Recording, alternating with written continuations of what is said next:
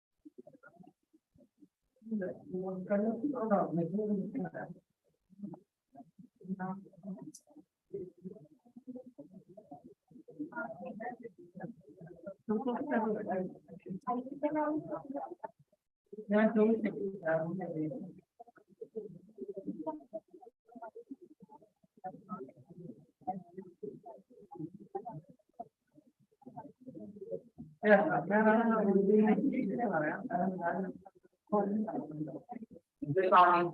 My name is Arwis Putiana. Good morning. My name is Arwis Putiana.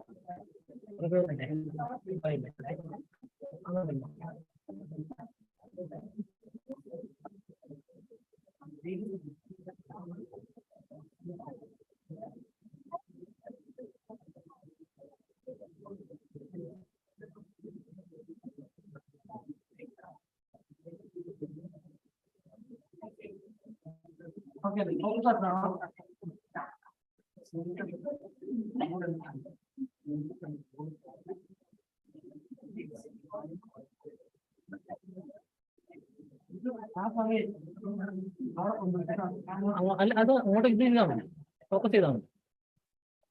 അത്ര മതി അത്ര മതി.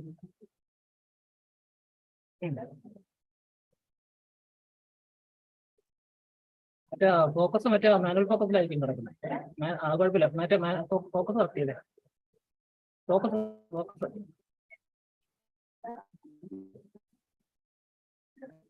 അല്ല ഇത് നോക്കണ്ട, മാനുവൽ ഇട്ടാ മതി.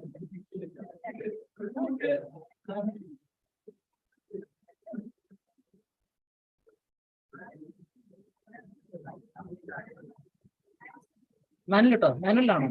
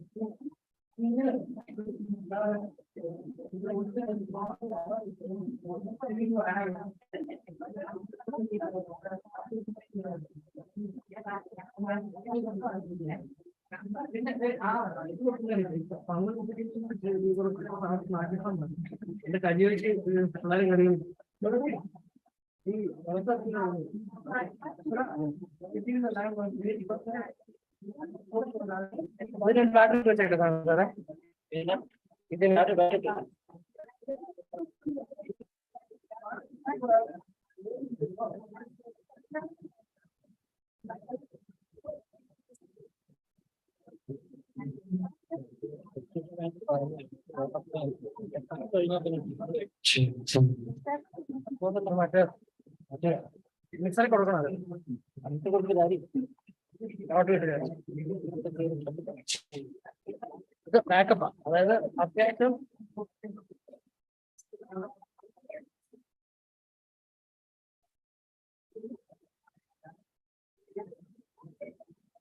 അവൻ ആ ഗ്യാപ്പ് ഇറങ്ങി പറയുമ്പോ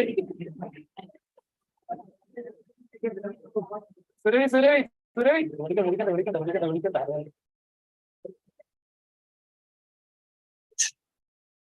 രണ്ട്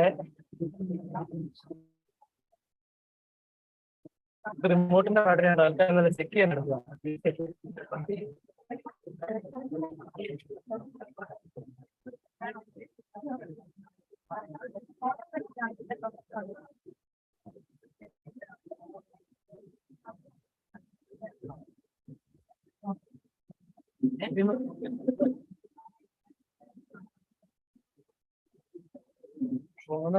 ഇല്ല ഒരു കുഴപ്പമില്ല, പൊങ്ങനാനൊക്കെ പോലെ കുഴപ്പമില്ല. ചെറിയൊരു പ്രശ്നം കഴിഞ്ഞാൽ ശമ്പളത്തിൽ കട്ട്. അതാണ് നിങ്ങൾ ഈ പ്രശ്നം ഉള്ളതാണ് എനിക്ക് രക്ഷപ്പെട്ടത്. നിങ്ങളെ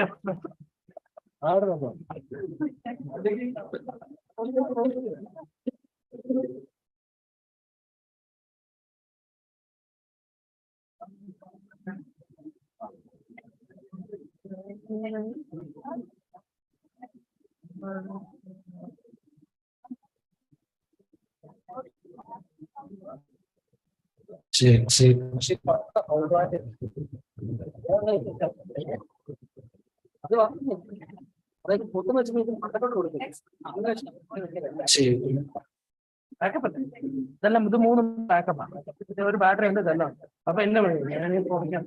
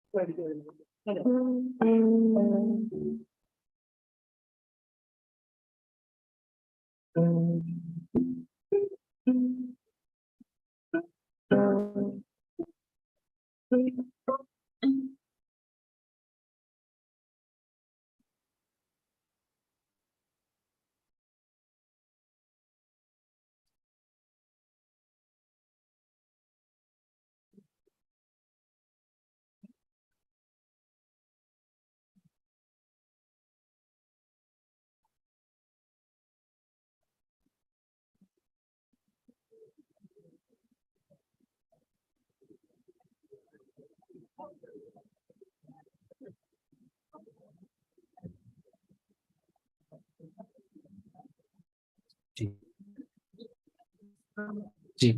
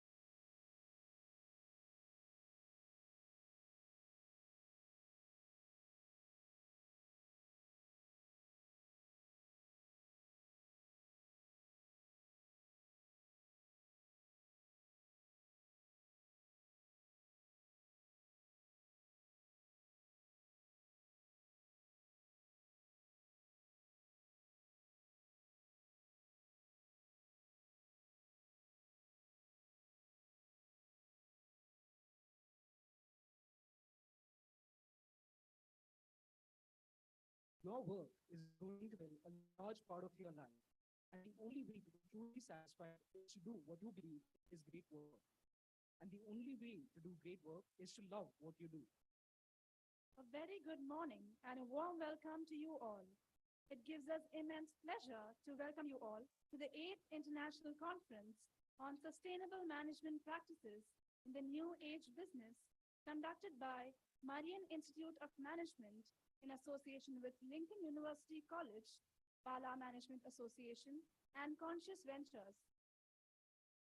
May we kindly request all the respected dignitaries, Father Joseph Pongundanam, Administrator, Marian College Kuttikanam, Professor Dr. Ajimon George, Principal, Marian College Kuttikanam, Sri P.P. Srinivasan, IFS, former Indian Ambassador and UN Representative of India, Dr. T.V. Murli Vallaban, Director, Marian Institute of Management, Reverend Dr. Jose Chittadil, General Coordinator, Marian Institute of Management, to proceed to the dais.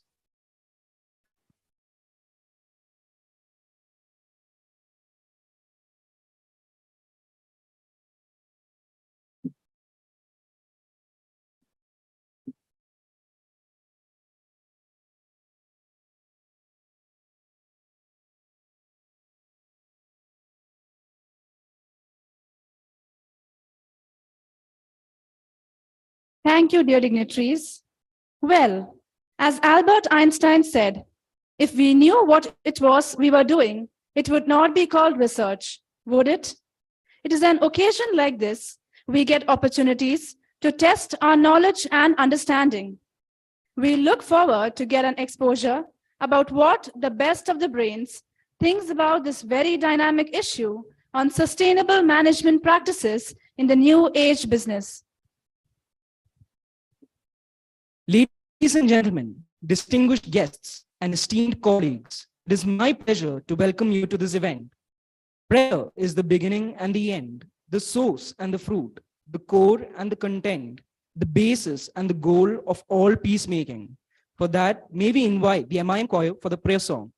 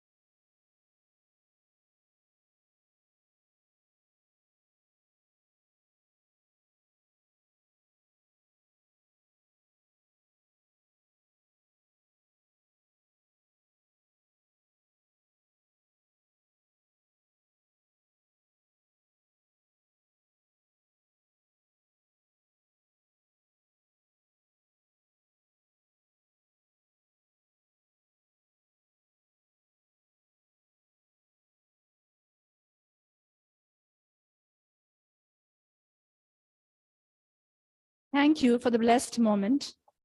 The keystone man of Marian family, a towering personality, simple, down to earth, with exceptional leadership qualities. His personal care, dedication, love, and concern has nurtured this institution to grow to its greater heights. It will be my privilege to invite Dr. T.V. Murli Vallaban, Director, Marian Institute of Management, for the welcome address.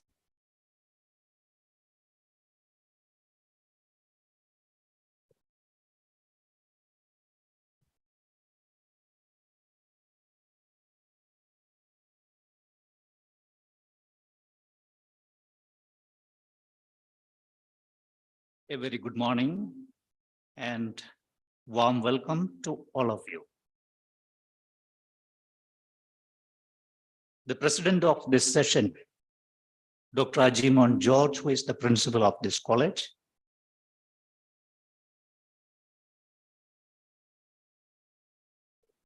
Father Joseph Pongandanam, who will be blessing this occasion with his words, our chief guest, Sri T.P. Srinivasan IFS, former Indian ambassador and also the permanent representative to United Nations from India, Srimati Nirmala Lilly, who will be offering her felicitations online, Reverend Dr. Matthew Paru from United States, who will be offering his felicitations online, Reverend Dr. Josh Chittadil, who is the General Coordinator of MBA course, Dr. Sherimon, who will be delivering the keynote address after this inaugural function, invited experts in the fields of management, various coordinators associated with this function from the faculties, various participants, many participants from various institutions who have come here to attend this function, and last but not the least, our beloved students, a very good morning to all of you. My intention of standing here is number one, to give a brief introduction to the theme of our convention, conference. Number two, to welcome you all. Have you ever thought when a conference becomes international? A conference becomes international when there are participants from various countries. There are resource persons from various countries. When there is a global personality as its chief guest. And when there is a global theme for discussion. The three criteria have been fully met by this conference, and one criteria is partially met. Hence, in every sense, this is an international conference. The theme is sustainability, sustainable management practices, which is the buzzword in the business world in the 21st century. More than 190 countries have accepted sustainable development and sustainable practices as their goal. This environment and social governance. And sustainable development is a part of the strategic plan in every company. Sustainability is the slogan of the despotic Putin's Russia's regime and Chinese party dictatorship. Both these countries now stand for sustainability. The whole European bureaucracy speaks about sustainability. Not to speak, even the Indian spiritual gurus have begun to speak of sustainability. What I want to convey you is that sustainability is the main theme of development all over the world. That's why United Nations has called it as the global goal of 21st century. So therefore, in 100%, we can say that this conference, as it emphasizes the theme of sustainability, is very much international. Now, my next duty is to welcome you all. The president of this session, our beloved principal, Dr. Ajimon George, is an ardent researcher and scholar in his area. Sir, wholeheartedly, with the consent of everyone who is present here, I welcome you to this function.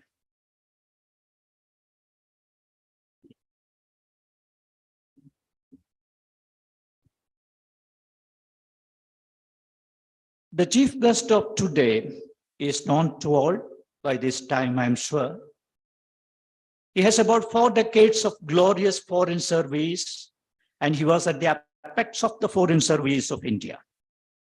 He was the permanent representative of India to United Nations and has headed so many UN committees and commissions. He's a writer. He began his career as a teacher. He's a very good speaker and a philanthropist. And he is also still now associated with the Somaya Vidya Vihar of Bombay, and he is the head of the international relations there, International Studies Department. Sir, we are very glad with your presence, and we are very sure your presence itself has enriched and enlightened this audience, and enlightenment is going to come with your address of this audience. With very many thanks, and the thanks from the bottom of my heart and on behalf of everybody who have gathered here, I welcome you to this function.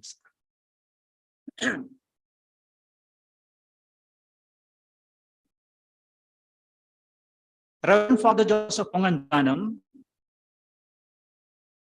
without mincing any word, I should say that he is the champion of construction in the campus.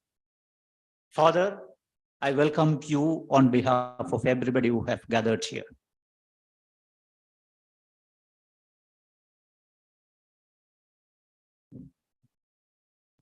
Srimati Nirmala Lilly, who is the president of the Kerala Management Association, will be offering the felicitations online. I welcome her on behalf of all of you.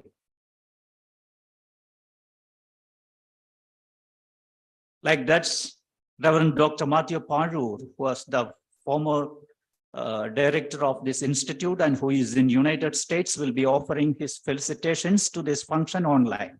I welcome him too on behalf of all of you.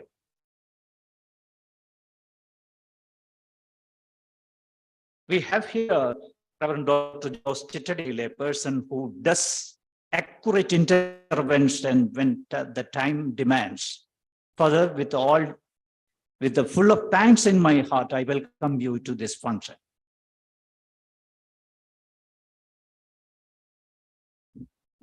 My words of welcome to the coordinators, especially Arun sir and Joshi Jamis, and all the other coordinators associated with this function, the students of MBA, the participants who have come here, the co-sponsors of Pala Management Association, Conscious Ventures, and Lingard University, and to everybody I welcome wholeheartedly. And one more thing, this conference also falls on the same day when AIMA, All India Management Association, is celebrating their 67th Foundation Day, and also is the occasion of the 17th National Management Day. We didn't think of that, but only yesterday I came to know this. Good things will fall on the right occasions. God is with us. Thank you very much. Thank you.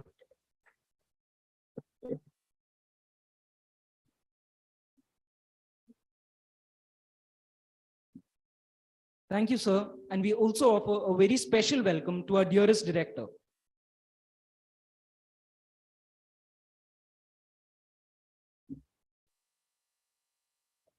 Let us now welcome the man who doesn't need any introduction and is known for his wisdom and his knowledge. I invite Father Joseph Panguntanam, Administrator of Marian College Kuttikanam, for the words of blessings. Welcome, Father.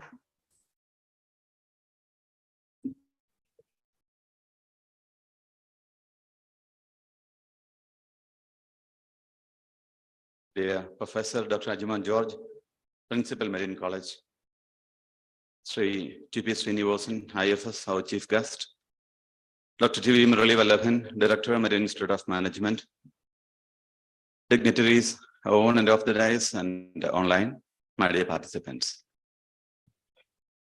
First of all, I appreciate Dr. T.V. Murali Vallabhan and the team for conducting such a wonderful international conference on a very relevant topic: sustainable management practices in the new age business. Maybe I will start with my own experience. I've been in administration since some 16 years. Some 10 years ago, I participated in one of the conferences like this. There, one person, actually I don't remember the resource person's name, but it asked us, when you walk through the corridor, if you find a 100 rupee note, at that time 100 rupee was very precious. 100 rupee note, what shall you do? Do you kick that away? Definitely not. We will pick that up. But when you pass through the corridor, if you find a wrapped paper, what shall you do? Either you will ignore it or you shall kick it away. Or if you are good enough or generous enough, you would pick it up and put that in a waste box, not even opening it. He asked us, if there was some 1,000 rupees wrapped in that paper, or when you're having a morning walk, one gentleman coming, you're not wishing him, ignoring him and going. The same day, you may be going for interview in front of that fellow, that person. He would be your boss. Ignoring persons, ignoring materials. many things like that. So what he meant to say is that materials are money wrapped. So that was an eye-opening for me.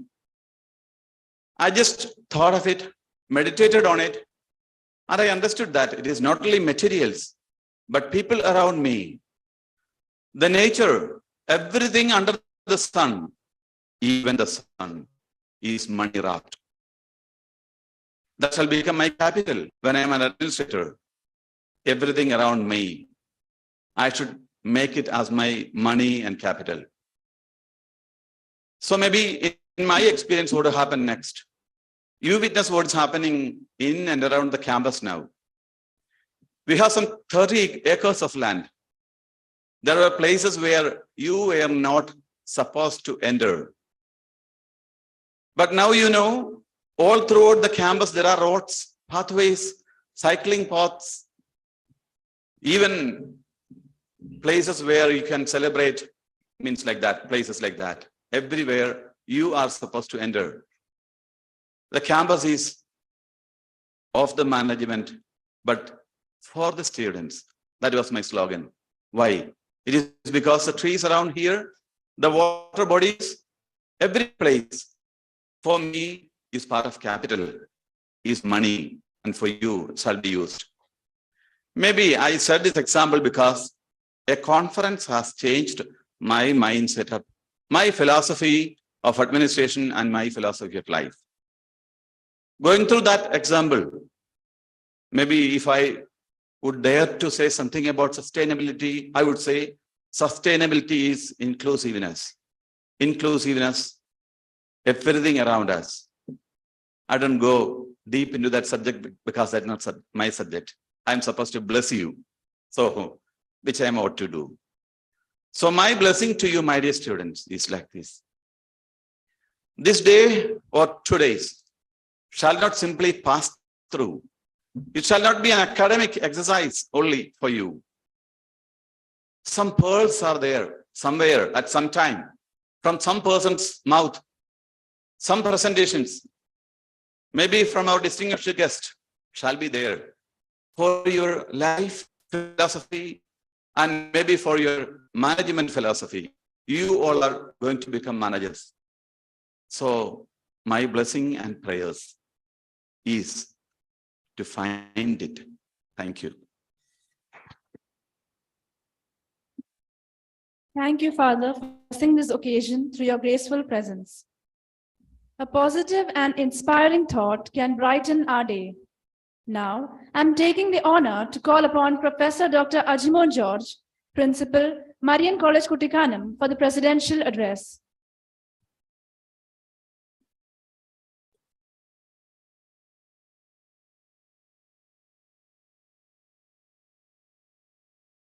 Our guest of honor today, Sri T.P. Srinivasan, IFS, the Director of MBA Program, Administrator of the College, and other dignitaries present here, esteemed participants of this international conference, both offline and online, from within India and abroad. I'm really happy to be here with you in this 8th international conference. And that too on a theme of sustainable management practices in the new age business. So the relevance of this particular topic that has been introduced by the director very well. And I understand that there are lots of discussions taking place in this 2-day seminar. And there are research papers going to be presented in the seminar also. So there are research scholars, there are academicians, there are practitioners, there are students. And any kind of this conferences like this, international conferences like this, gives an insight, definitely to think about the theme. And also, being students, listen to the perspectives of experts, particularly those who are practitioners. And maybe you as students, as teachers, will be presenting research papers in the conferences. So research paper presentations in the conferences, the kind of papers which you are going to present here are working papers. And through the process of presentation, you get feedbacks from the chair, from the audience, from all the discussants involved in the presentation, so that your paper can be modified later and convert it into a publishable form in an international journal of repute. We must look at our paper presentations during these conferences in that angle. I am reminded of the words of Nobel laureate in 1937, Albert Sand. He said, when you are doing research, you have to remember his words. That's why I'm quoting that. Research is to see what everyone has done and to think nobody has thought. So the contribution, the outcome of our research is to think in the way nobody has thought. In order to bring in that contribution, the prerequisite is we have to see in the particular area or the domain where we are doing research what everyone has done. Then only the outcome, the expected outcomes will come. So when you are approaching these conferences and making papers presented in these conferences with that kind of a objective in mind, definitely you being an academic, being a person in academics can contribute to the existing knowledge. I hope that, these kinds of exercises happens in this kind of seminar.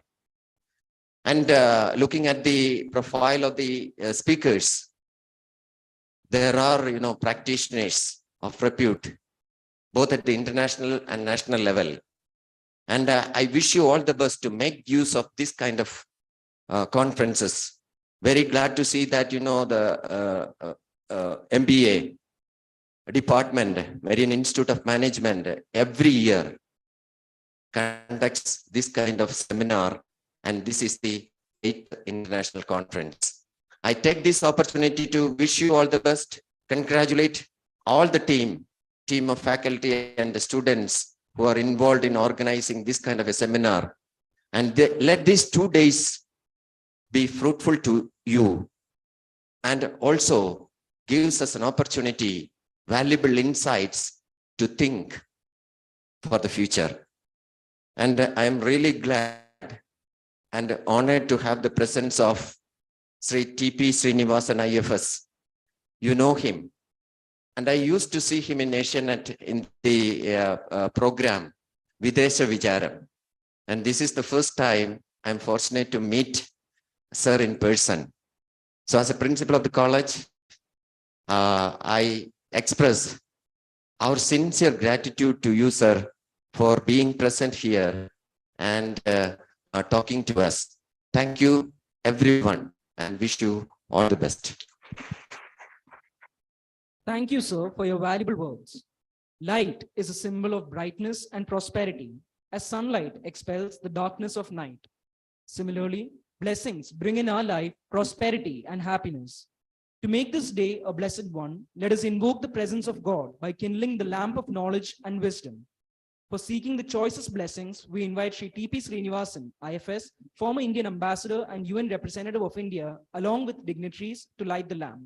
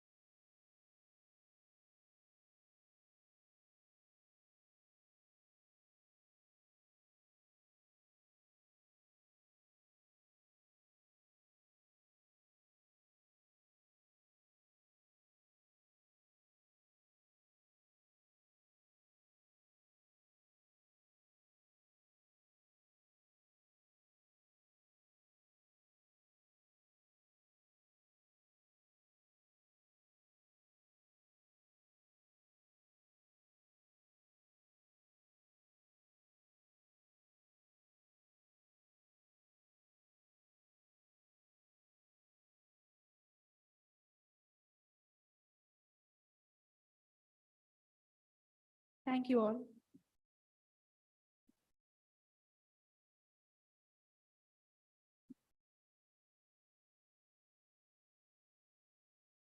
Any special event is set about by the charisma of an eminent chief guest whose excellence adds an extra mileage to the event. We have with us today a person who has occupied several important positions: former ambassador and permanent representative of India to the United Nations, Governor for India of the International Atomic Energy Agency, Vienna, and ambassador to Austria and Slovenia. Sri T.P. Srinivasan has served in the Indian Foreign Service for 37 years. His previous postings were as Deputy Chief of Mission in the Embassy of India, Washington, High Commissioner of India to Kenya, and Permanent Representative of India to the United Nations in Nairobi, Ambassador and Deputy Permanent Representative of India to the United Nations, New York, and Ambassador to Fiji and 8 other South Pacific Island states. He has chaired several UN committees and conferences. Mr. Srinivasan was the Executive Director of International Atomic Energy Agency 2020, a project launched by the Director General of the International Atomic Energy Agency, Vienna. He is presently the Chairman of the Academic Council and Director of NSS Civil Service Academy and the Director General, Kerala International Center. We invite Sri T.P. Srinivasan to deliver the inaugural address to kick off this conference. Welcome, sir. Thank you very much for that very magnanimous introduction. I sometimes don't believe that I'm the person you're talking about. My mother would be a little bit embarrassed. I'm happy to be here, maybe the third time in Kuttikanam. It's, I think, a paradise on earth here because you don't have many of the evils of the world here. Cool, comfortable. You can wear a suit without sweating. And these are all very comfortable aspects of Kuttikanam. The difference is, last time when I came to this college, I did not even enter the business school. Nobody invited me to. From there, I used to see, say, that is a business school, that's it. Nobody asked me to go and see it because they knew I had nothing to do with business. So the transformation that has happened to me now is that I have come to the business school to talk about the business I do not know anything about. I've never managed a firm nor any institution, except, of course, the usual government management. And my business for about 40 years has been to do global management, not businesses, and see where the globe is today. It's a poor reflection of my capability because the globe is in absolute danger and disaster.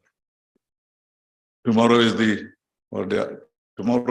anniversary of the Russia-Ukraine war. First year, 1 year has already passed. And what does it mean? The diplomats of the world have failed. Every time there is a war in this world, diplomacy fails. So you will understand when I say that after 40 years, I have left this world in a worse situation what I saw in 1967. So then how am I going to talk about management and sustainability? Another reason why I feel somewhat of a misfit here is because I belong to the generation of Indian diplomats who opposed the word sustainability in the negotiations leading to the environmental framework conventions. I remember arguing night after night, day after day in Geneva and New York, saying that sustainability is not a good word. You may not even think about it, right? What was our objection to sustainability? We saw this word as imposition of a conditionality to development. This is why the word sustainability was objected to. And it was after long discussions and negotiations and so on. Finally, it was accepted on the condition that the sustainability that is already present in the developing countries will also be protected. Because the concept of sustainability was introduced in 1972 Mrs. Brundtland, who was the Prime Minister of Sweden, called an environment conference in Stockholm. And the only Prime Minister who went, other than the hostess herself, was Mrs. Gandhi. Because Mrs. Gandhi saw in this particular conference a new kind of environmental colonialism being imposed on the people of developing countries. And some of the words that she spoke in 1972 are now the mantras of the developing countries in these negotiations. She said there, the worst pollution is poverty. You're talking about saving succeeding generations from environmental damage. But is the way to do it to prevent developing countries from developing? The theme in Stockholm was that developing countries should not make the mistake that the developed countries had made. In other words, refuse the industrial revolution to the developing countries. But what happened during the industrial revolution? There was no concern about environment. There was no concern about human rights. And colonialism was its worst form at that time.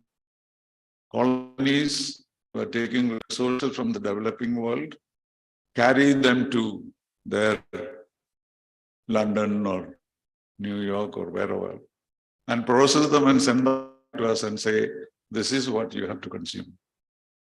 And that environment, colonialism has ended. But Mrs. Gandhi saw in this particular exercise of sustainability, she saw a danger of environmental colonialism. So we are being asked not to do this, not to emit greenhouse gas emissions, not to pollute your water, not to break the tree branches. So that is how you should be able to. You must use the modern technology for environmental protection that they have and we do not have. And it's expensive for us to. So that debate about sustainability at that time was a very difficult thing to accept. And we said that you cannot teach us sustainability because developing countries are much more conscious of the environment than the developed countries. For them to say not to make the mistake of an industrial revolution is denying to us the comforts and style of living that these people are enjoying. And they are not willing to change their situation for sustainability. Why do you need 3 cars in a family? Why do you need to sleep in summer at 17 degrees Celsius and winter at 24 degrees Celsius? That's what they do with air conditioning. So the kind of unsustainable living styles of the Western countries and talking to us about sustainability, where we keep recycling several things. We shocked them when we said to them that in India, we do not have a problem about disposing of motor car tires. That's one of the most difficult things in an industrial society. What do you do with car tires because they become useless after a while? And we told them we make chappals out of tires. They did not know, they had not heard about it. So to a country which does that, in order to use the latest or the last bit of resources to tell us and impose on this sustainability criterion was considered unacceptable. But then many things are passed. Now the new generation of diplomats or new generation of managers, you speak always about sustainability. Even the United Nations goals are called sustainable goals. So certainly the meaning of that word has changed. And that is the reason why you're engaging it or using it in the context of management.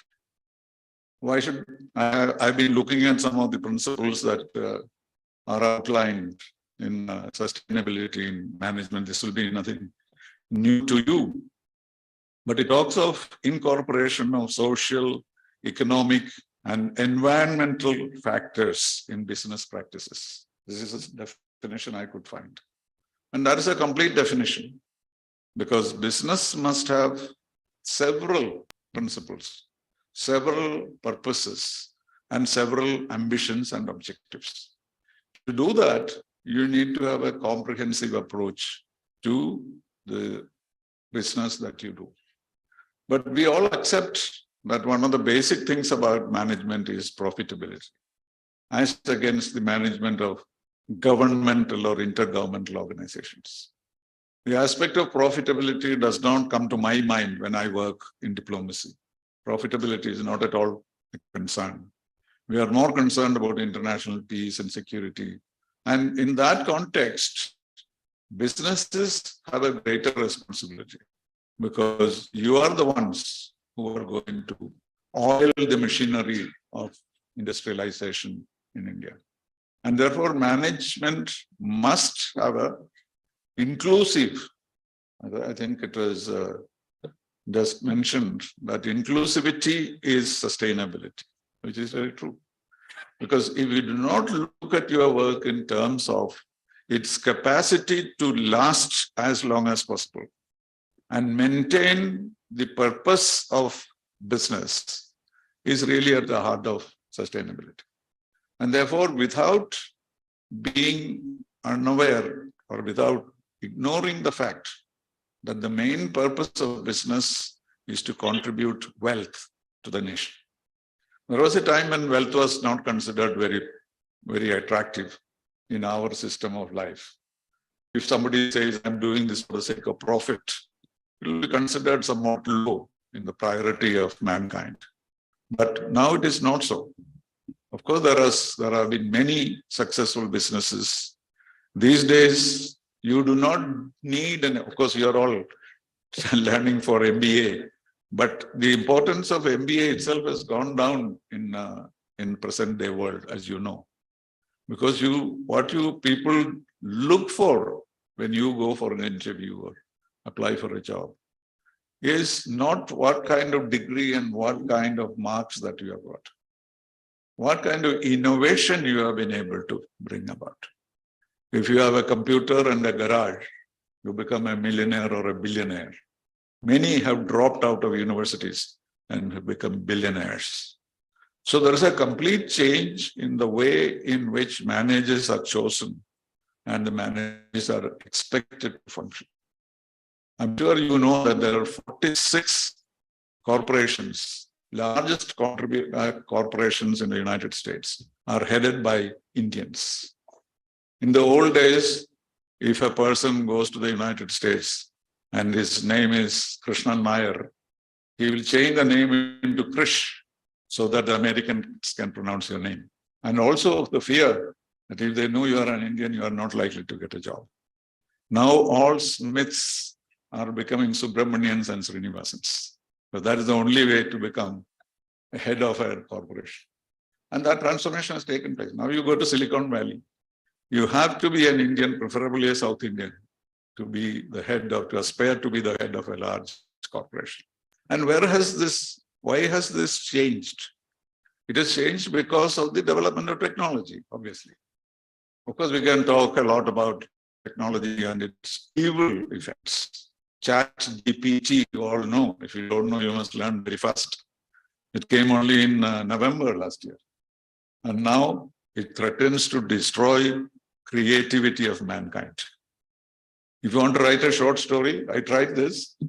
You go to ChatGPT and give the keywords, and you can get a novel out of it. You don't have to write anything. Poetry. You write poetry and say that I want this poem in the style of Shakespeare. They'll produce it for you in seconds, not minutes. Now, how do we look at this? And the story is, I don't know whether this is true, ChatGPT went and contested many tough examinations, entrance examinations, etc. And ChatGPT won over all the other candidates. And they say now the civil service examination will be done by ChatGPT. And there's no need for our artists and designers and writers. So look at that revolution. And this is what Yuval Harari, you must have heard the name, otherwise you must read him. He is a historian of the future. In 2000, when he was at the Davos I'm sure you all heard about the Davos Economic Forum. It is the highest group of heads of state, heads of government, businesses. I had the privilege of going there twice with the Prime Minister. And there, Yuval Harari said, in 2000, mind you, he said that this world is not going to end with a nuclear blast. That will not happen.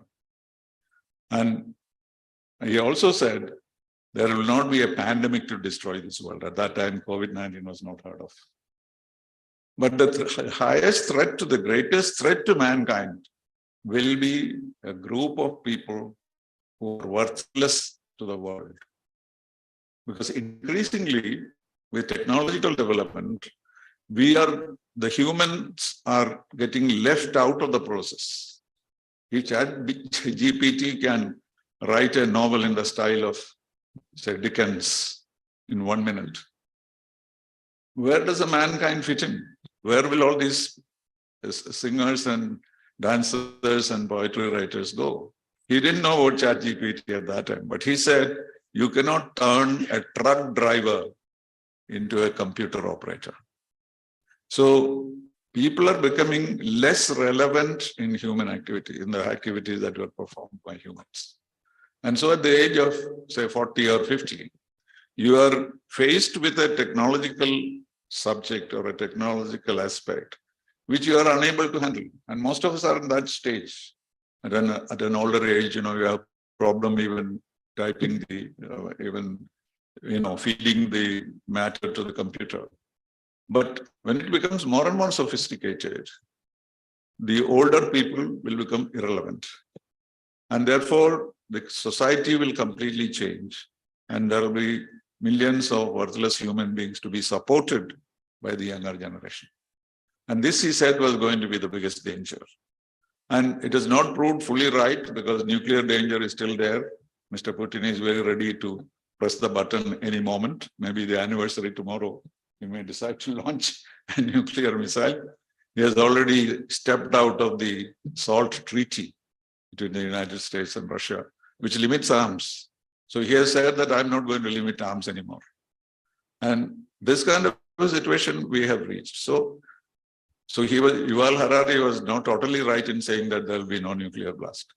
But his projection that human beings will be worthless is a real reality which is facing us. And this is why your business manager has to be sustainable. You have to find some way in which the so-called worthless human beings to be deployed in some form.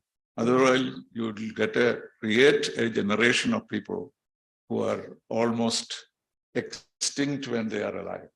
You all remember in 2019 or early 2020, we were all afraid that everybody above 65 will be disposed of.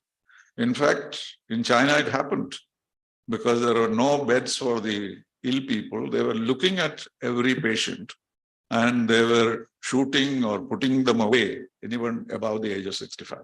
So when longevity is increasing, when UNESCO is promising that old age starts only at the age of 80, I'm very happy about that because I have not reached that point. And still it is supposed to be middle-aged up to 80. That is what UNESCO told us just 5 years ago. But in 2019, it appeared everybody above 65 was going to be out of the game. And so what technology we were afraid of was in fact being brought about by a pandemic. So we have all become very conscious of our mortality, not immortality. Because the way the pandemic affected not the poor countries of the world, it mostly affected the most prosperous, most scientifically advanced countries in the world. So there is something very different is happening in the 21st century. And 4 major events, I'm sure you know, all the 4 major events could be called earth-shaking events in the 21st century. We have all seen it because all of us were born after the Second World War. So we are not accustomed to any kind of a collapse of the situation till 2001 September, when we had 9/11. What did 9/11 do to the world? It completely transformed the concept of power balance in the world. That was a time when, before 9/11, a country could be considered formidable if you had nuclear weapons.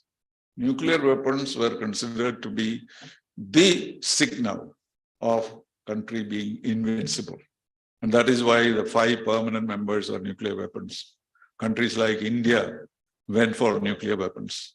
And so there was a sense of security arising out of nuclear weapons because what is called mutual assurance of destruction, MAD, very appropriate, mad word. But that mad mutual assurance of destruction somehow kept a balance in the world. And that was destroyed on 9/11. Why? Because a country with the largest arsenal of nuclear weapons had to kneel before 10 people who did not have even a grenade or a gun in their hands. Those 10 people who hijacked those planes had nothing in their hands except knives and forks picked up from the plane. So, and what happened to the United States? The United States was defeated in that power game. And the United States has not recovered from it. Because if you go today to the United States, the first thing that you will face will be an intense examination of your body, plus intense questioning. Because the United States is now afraid of the world. They may have the capacity to destroy the world 55 times, but they are afraid of each one of you. They think that you might destroy the American civilization. So in that context, you need to bring about principles, not only in international relations, but also in businesses. So the innovative capacity is what's going to determine your future, not the kind of grades that the college gives you, particularly if you are going into the bigger game of international business. So that is why the word sustainability should be taken as acceptable, because you cannot focus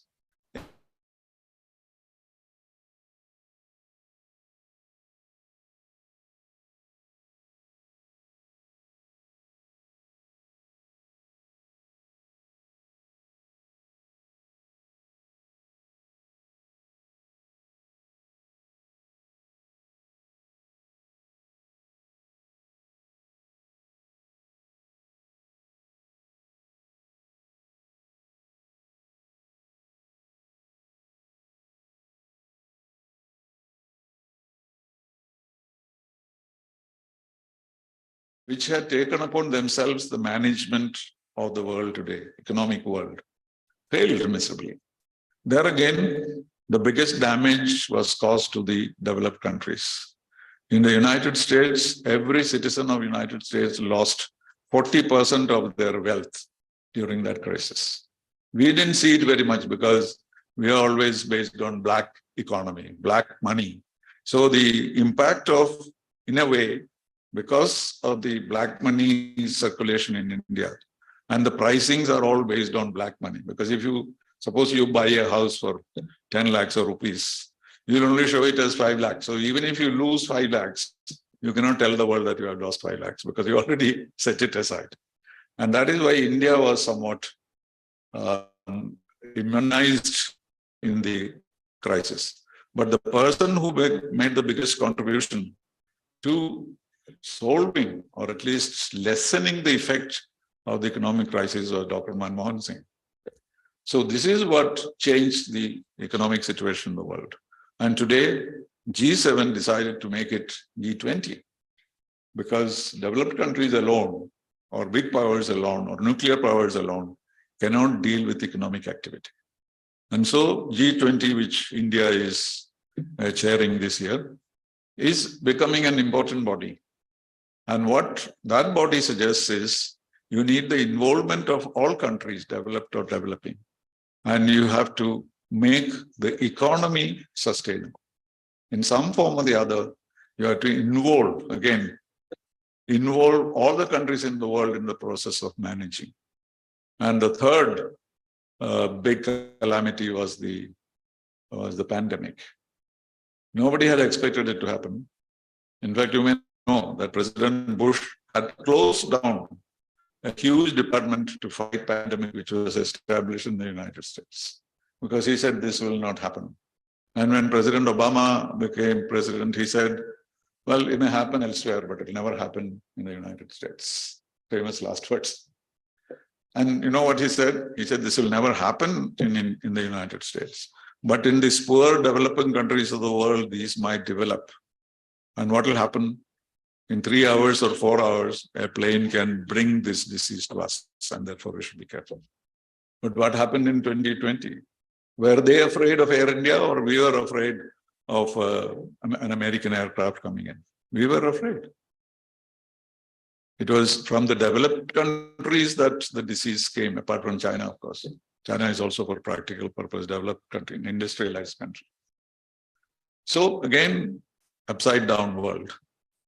And then the celebration of tomorrow of Putin's invasion of Ukraine is another earth-shaking event. I don't know whether you have viewed it like that. Don't think that this is something happening in Europe and we don't have to be concerned about it. It is not so. Because this is the first time a permanent member of the Security Council, the 5 permanent members have been entrusted with the security of the world. And they have been given the veto power to ensure that there is a way in which you deal with threat to peace.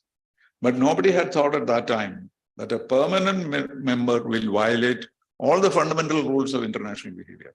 Everything, nuclear, oil, fertilizers, food, energy, everything now depends on one man's fancy. And there is nothing that anybody can do to stop him. Biden visited Ukraine. What difference did it make? It made the situation worse, because Putin is now saying that now we know that you are going to fight this war, so we are ready for it. So there again, the consequences of this war, whether it ends or not tomorrow, it certainly is going to affect all our lives in many ways. In fact, starvation and disease face the world completely at this time.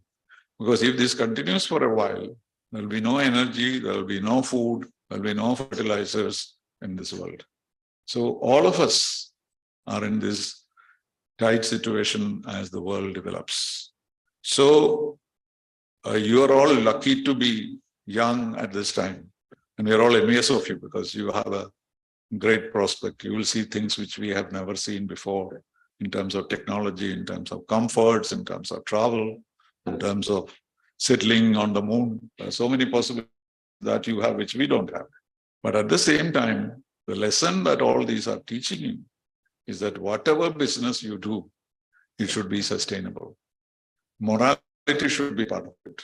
There are some principles that somebody has spelled out as to what are the sustainability. You must be familiar with this. And there are several things that are mentioned here, like,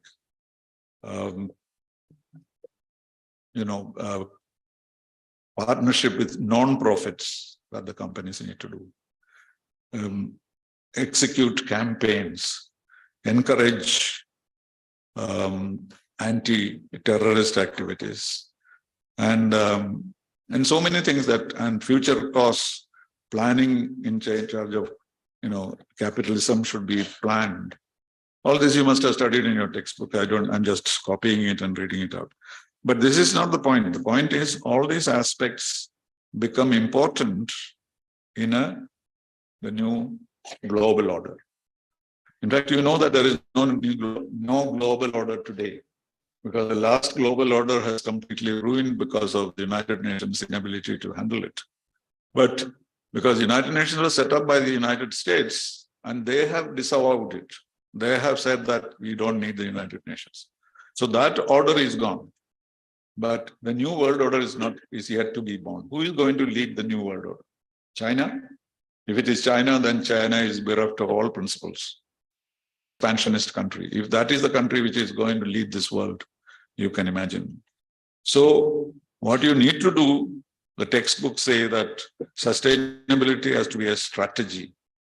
And the nature of sustainability and its long-term implications are going to determine the future of business. Well, these are all the mantras of sustainability, which I'm sure experts will talk to you. But the message I would like to give is that there is a great change in the world, and what the new world order will be determined by the kind of businesses that you do. I don't know the details of the Adani case, but look at what can happen. Somebody can, from a billionaire to a millionaire or a poor man overnight. In fact, there is this joke about a lady who told his friends, "Do you know, I made my husband a millionaire." So then they asked, "What was he before you married him?" He was a billionaire. So don't do that. You must always try to make more billionaires, but it should be on the basis of the principles of behavior. I'd like to elaborate in that term, sustainability in terms of all that is good, we should be brought into business. And I hope all of you will grow into rich, but at the same time, principled business people. And that's what sustainability is all about. I'm happy to have come here this morning. I slept at 12:30 last night and left at 5:30 in the morning, so I didn't have much sleep. But I'm so grateful that I got this opportunity to meet these young minds. It is something which always excites you. I go to all institutions, schools, etc., because when you see the young people, you feel yourself young. So it is unrealistic to expect so. So thank you very much and wish you all the very best. Thank you. Thank you, sir, for your thought-provoking words. Next, we have with us Nirmala Lilly, President, Kerala Management Association. She is the Chief Executive Officer of Infinity Hospitality Service and President of Kerala Management. She has a wide range in various roles in prestigious institutions like CGH Earth Group, Lee Meridian, Flora Airport Hotel, Wonderla Group. She was also the National Council member, Chairperson, Indian Society for Training and Development, State President of Kerala Women Indian Chamber of Commerce and Industry. She has received Excellence in Leadership Award 2021, Resilience Award 2020 to 21, Best ISTD Chapter for 2019 to 20, Woman Icon of the Year 2020. Let me invite Nirmala Lilly, President, Kerala Management Association, for the felicitation.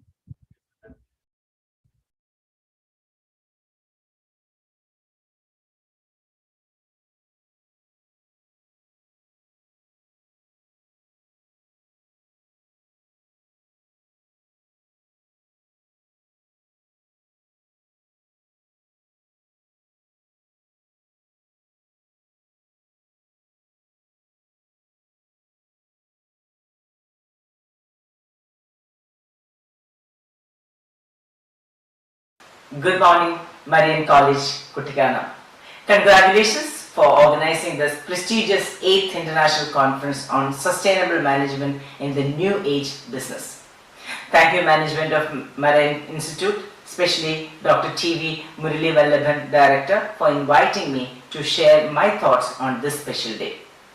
The application of sustainable practices in the categories of business, agricultural, society, and personal life by managing them in a way that will benefit current and future generations. The practices of a business should be sustainable. Since I'm talking to the students before we get into sustainable business, I feel one should understand some fundamentals. I put this into 4 I techniques. They are intellect, influence, information, inspiration. These things are essential for entrepreneurs and professionals. Intellect. An intellectual is a person who engages in critical thinking, research and reflection about the reality of the society. He who proposes solutions for the problems of society.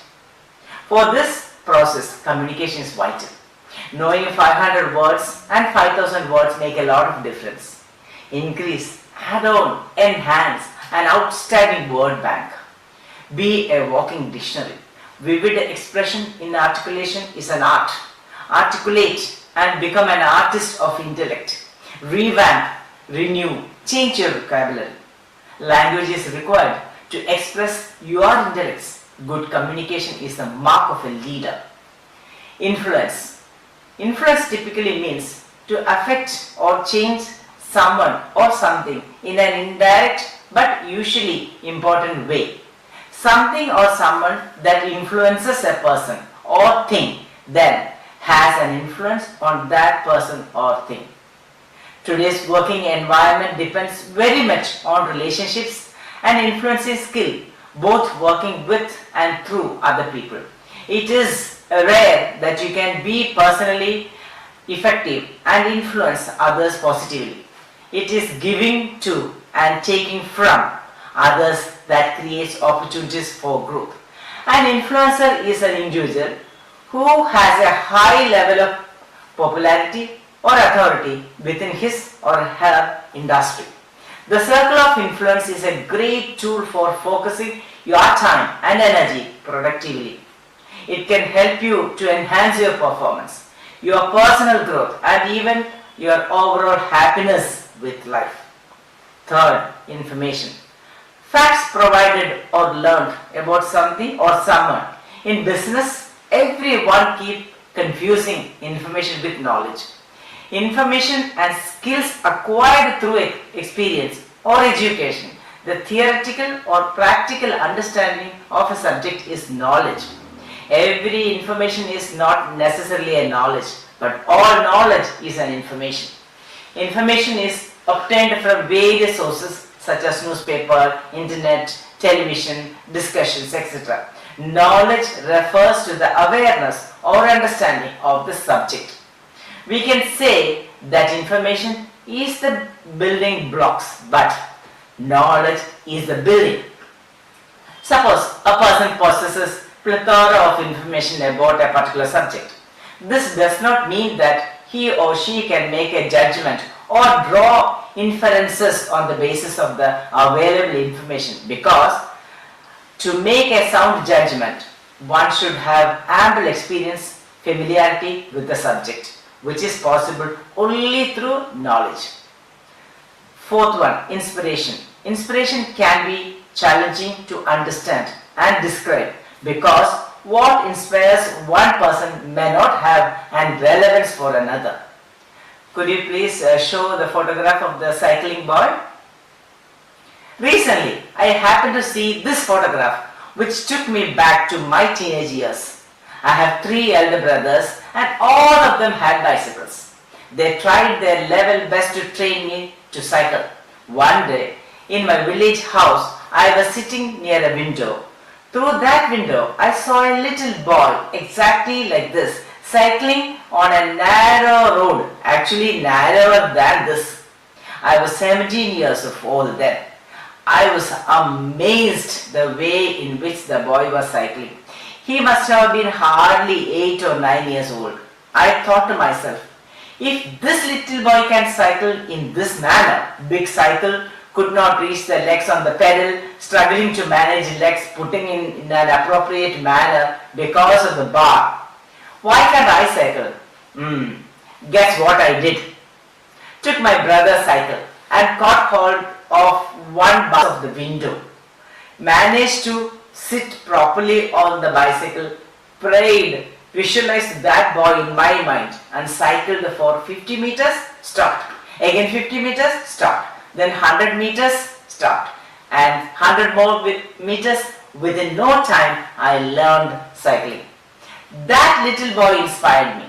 Have you come across anybody or any instance in your life like this? You don't have to have great personalities to get you motivated and inspired. At times, small stories, incidents can inspire you. Look around, observe. Inspiration can come from many places.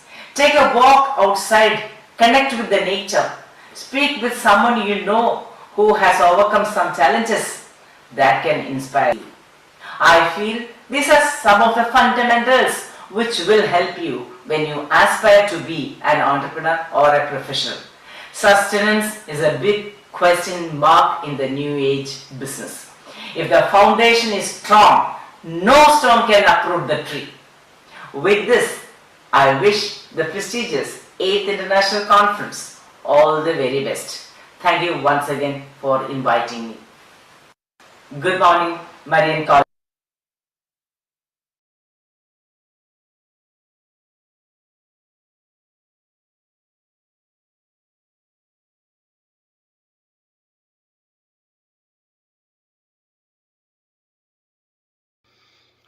Hello, Marian.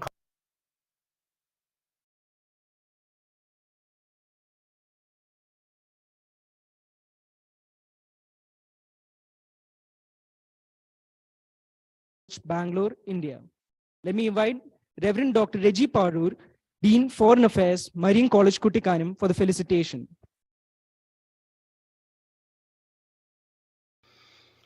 Hello, Marian College. Hello.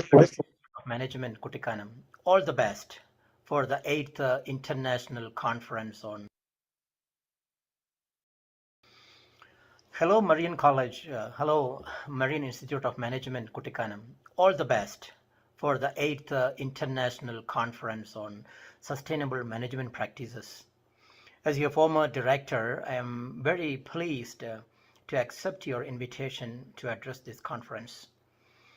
Your director, Dr. Murali Vallabhan, insisted this talk should be in English.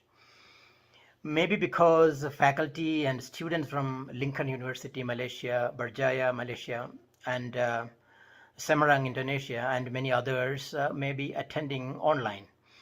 Otherwise, I wanted to give this speech in Malayalam because I wanted you to think about the sustainability of Kerala as a state and the management of its public sector as well.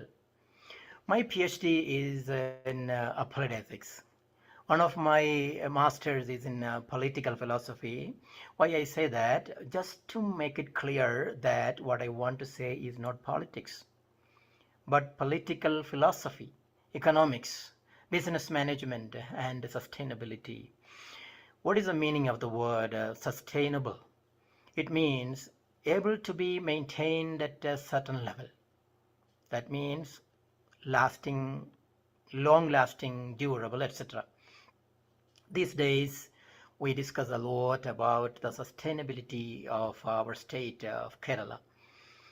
I think Kerala would make a great case study on sustainable management practices.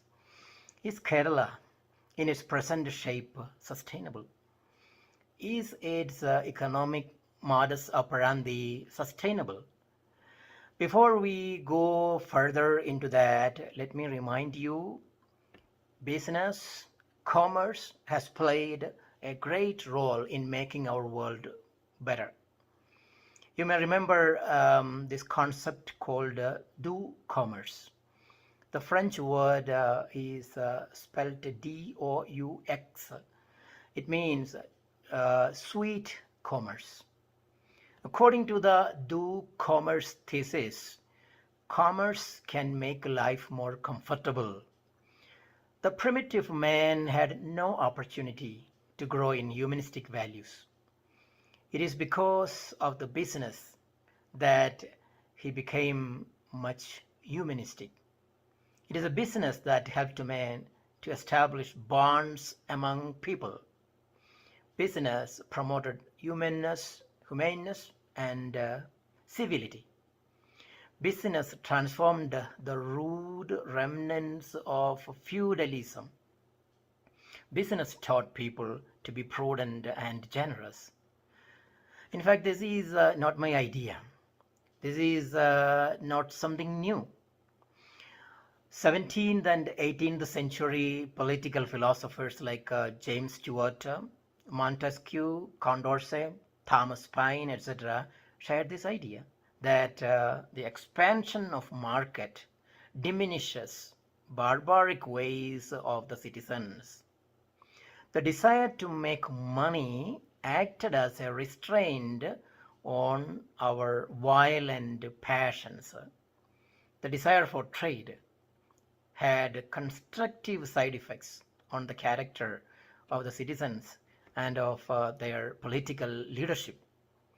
Interest in international trade reduced warfare among nations. So Montesquieu, the French political philosopher, said, civilized behavior is both a precondition for and a result of commerce. What is meant by civilized behavior? It means to be honest, to be trustworthy, to be ethical. And Montesquieu continues, it is almost a general rule that wherever there is commerce, manners are gentle. Wherever manners are gentle, there is commerce. So this is what we said. We need commerce to make our society civilized and prosperous. To have commerce, manners should be gentle. If the manners are not civilized and gentle, what will happen? Enterprises will quit the state. When the entrepreneurs quit, no employment opportunities. But no employment opportunities, government cannot levy taxes, neither from the businessmen nor from the employees. Then the government treasury or exchequer goes empty. No salary, no pension, no social security, price increase, poverty, miserable life. Look at the countries that discouraged the private sector.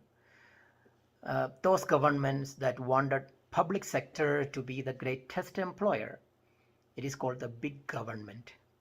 Most of the time, they fail miserably in their management practices because their business is not business. Ruling party wants to use the public sector for their vote bank politics as a means to reward their followers and to be in power forever.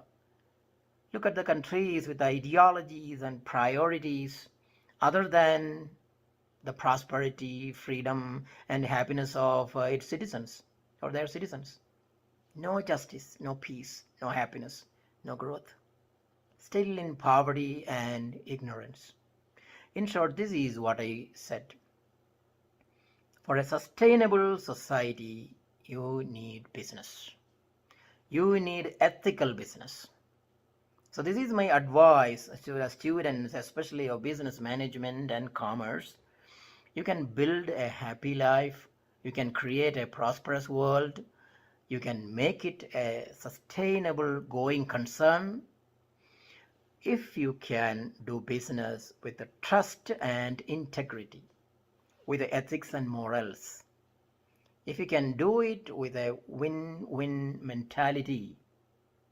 So ask these questions to yourself. Do people trust me as a business person?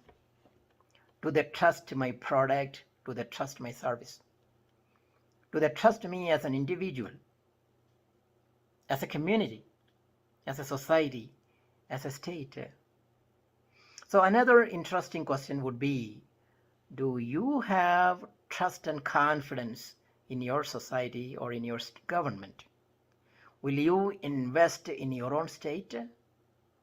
Let me remind you once again, what I am saying is not politics, but economics and political philosophy. I'm not a proponent of an absolutely free market. For sustainability, you need a regulated free market, I believe. But one needs to know the right mix. Right mix of government regulations and freedom to do business. How much freedom and how much control will get the best result? That decision depends on the skill of policymakers, the skill of the government, the administration. It needs education. It needs character. By the way, have you read the novel Knopf's Trials by Donald McCaig?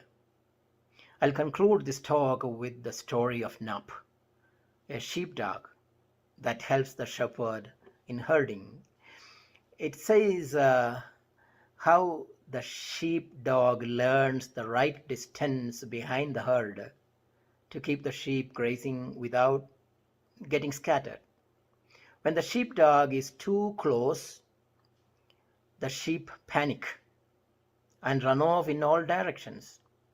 When the dog is too far back, again the sheep neglect the dog and run off in all directions. However, the dog finds out the right distance behind the herd after many trials. So this is what I want to say. There is a right distance. There is a right mix. Learn the right balance between freedom and regulation. So the conclusion, for sustainability, you need business. To make people civilized, you need business. You need not only public sector, but also private. You need not only business, but also business ethics. You need rules. You need freedom. You need virtues. Thank you for having me. All the best.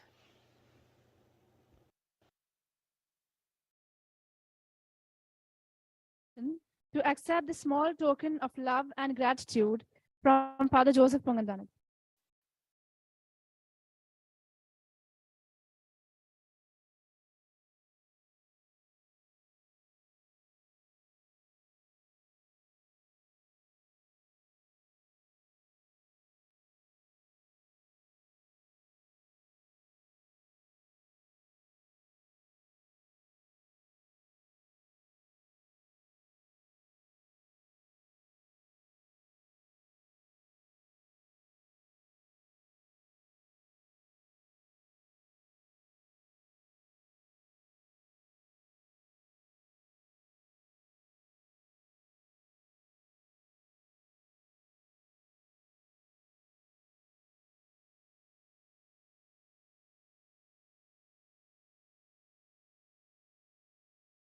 Thank you, Father.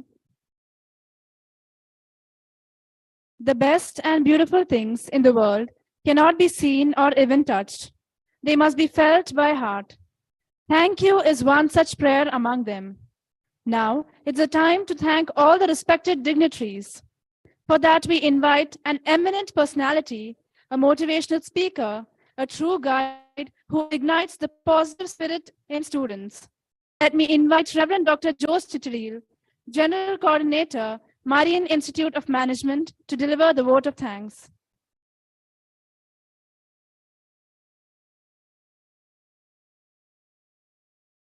President of this conference, inauguration function, Professor Dr. Ajimon George, guest of honor of the day, Sri T.P. Srinivasan Sir, IFS, Ms. Nirmala Lily, Reverend Father Joseph Pongandanath, Dr. Murali Vallabhan, Dr. Reggie M. Parur, faculty members, scholars, staff, and students.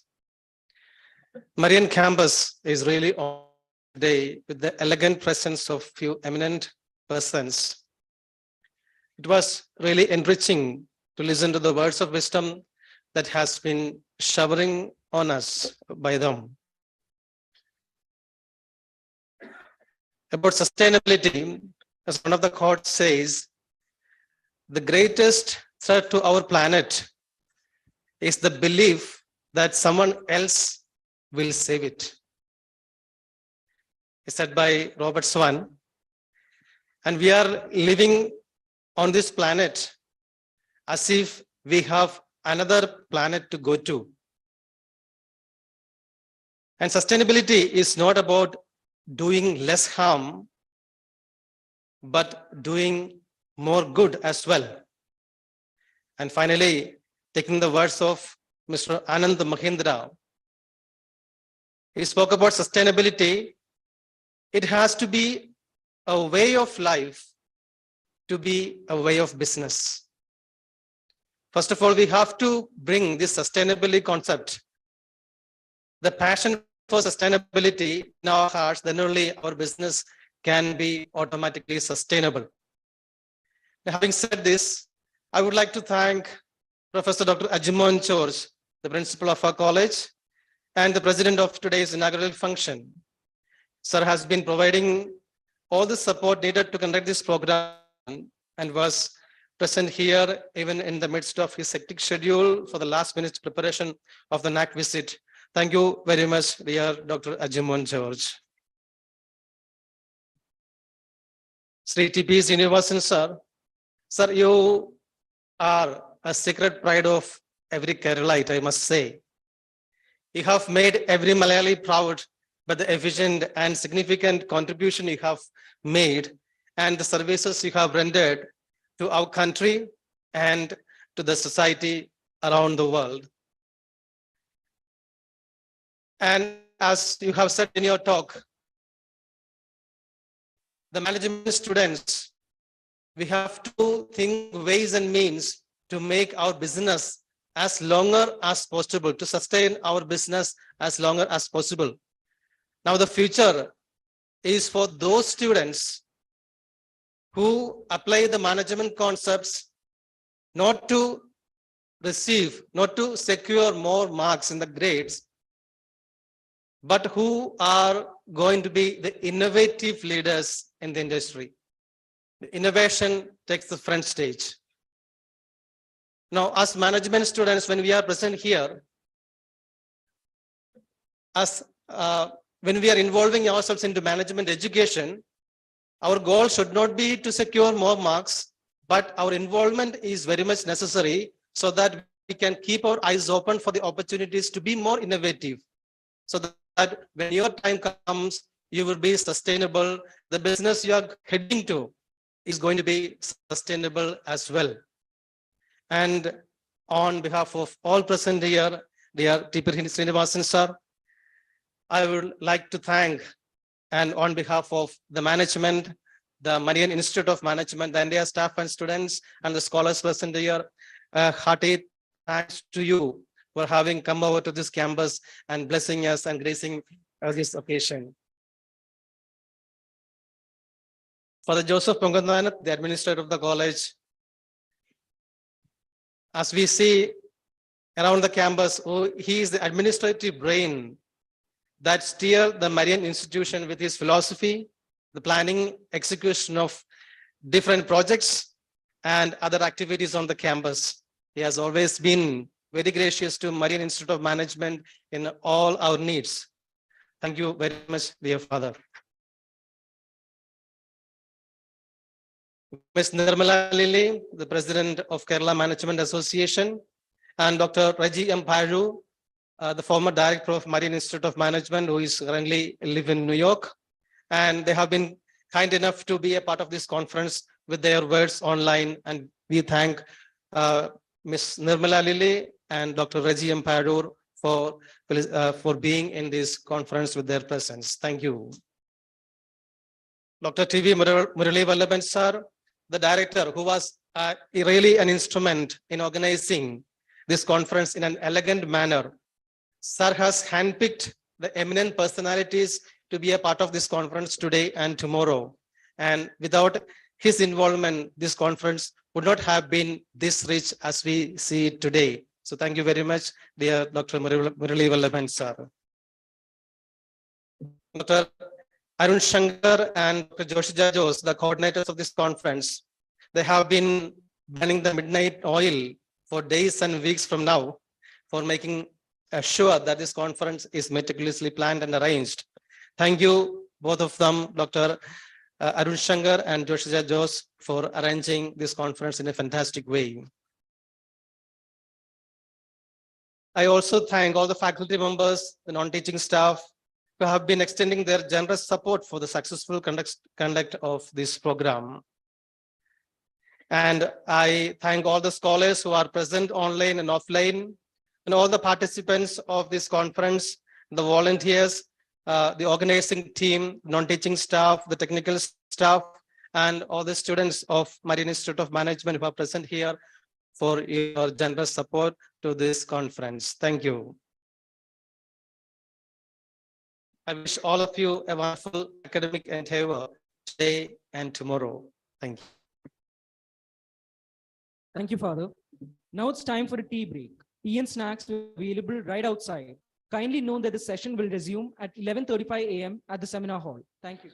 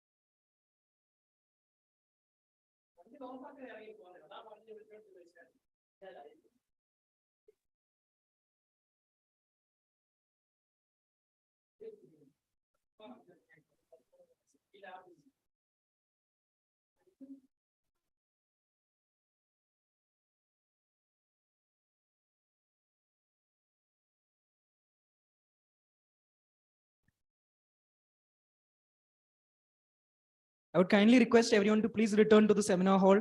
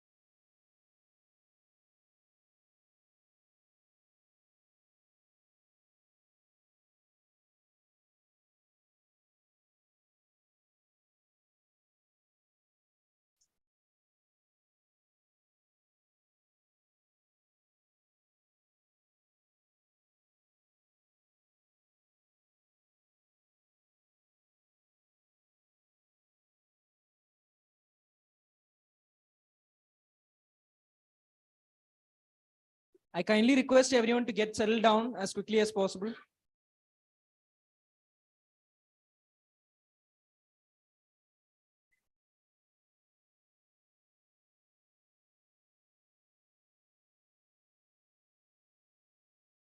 I request everyone to please return to the hall.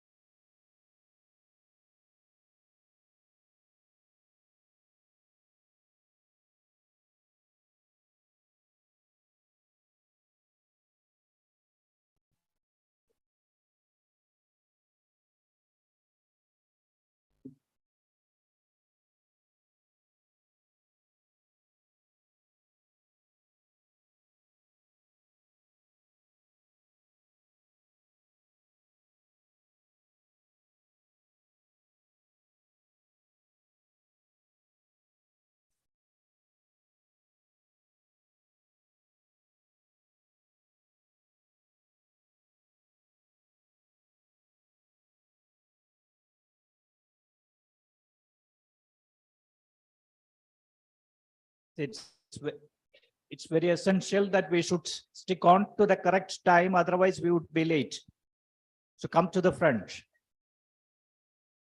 Now, students, you will have a very important personality, none other than Sherimon EC, Dr. Sherimon T, is the head of the computer science department from the Arab Open University, Oman. Sharing with the new ideas on sustainability, and please lend your ears to the new ideas from a computer scientist.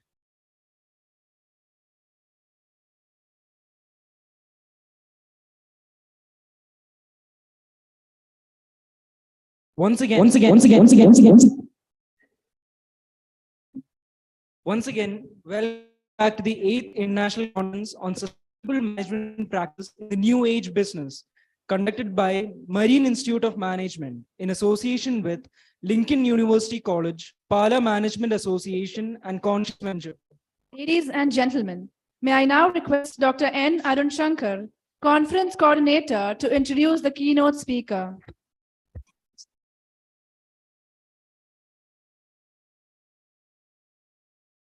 So very good morning to one and all person here. It's my great pleasure to welcome you all to this international conference on sustainable management practices in new age business. So we are thrilled to have a keynote speaker of such caliber joining us today. Please join me in welcoming our keynote speaker, Dr. Simon Basi. Is the head of the Faculty of Computer Science, Arab Open University, Oman. He has 23 years of experience, teaching experience, research, and administrative experience in different institutions across the globe. He's a former lecturer at the School of Computer Science, Mahatma Gandhi University in India. He also worked as the head of the section University of Technologies and Applied Sciences, Muscat. He holds 2 master's degrees in computer science and information technologies and a PhD degree in computer science. And he won different rewards from National Research Oman, and he is the first Indian national who received this award from Government of Oman. He won the Research Award from the Arab Open University in 2015 and the Best Researcher Award in 21 and 22. He was awarded the COVID-19 research project from Government of Oman in 2020. He has published more than 75 research papers in indexed journals like Springer, Emerald, and Scopus, and has presented papers in various international countries in different international conferences too, in United States of America, UK, Russia, China, Malaysia, India, Kuwait, Jordan, Dubai, and Oman. He has also delivered a keynote address in various conferences. He worked as a chairman and scientific committee members in various conferences across the world. He served as the reviewer of TRC and other international journals. He serves as the principal investigator of many research projects funded by the Research Council of Oman and other funding agencies across the world. He has published a book titled Current Computer World. He is also serving as the chairman of Bell Books Group, Kochi. So in this regard, we are grateful to have him with us today to share his insights and experience and the sustainable management practices in the new age business. Have this opportunity to learn from him once again. And behalf of him, welcome to our keynote speaker, and thank you for being part of the exciting event. Thank you, sir. Once again, I welcome you, sir. The floor is open to you. Thank you, sir, for the nice introduction. Am I audible? I hope everything is clear. As it is virtual, we have to check in between. Is everything is okay? Am I audible?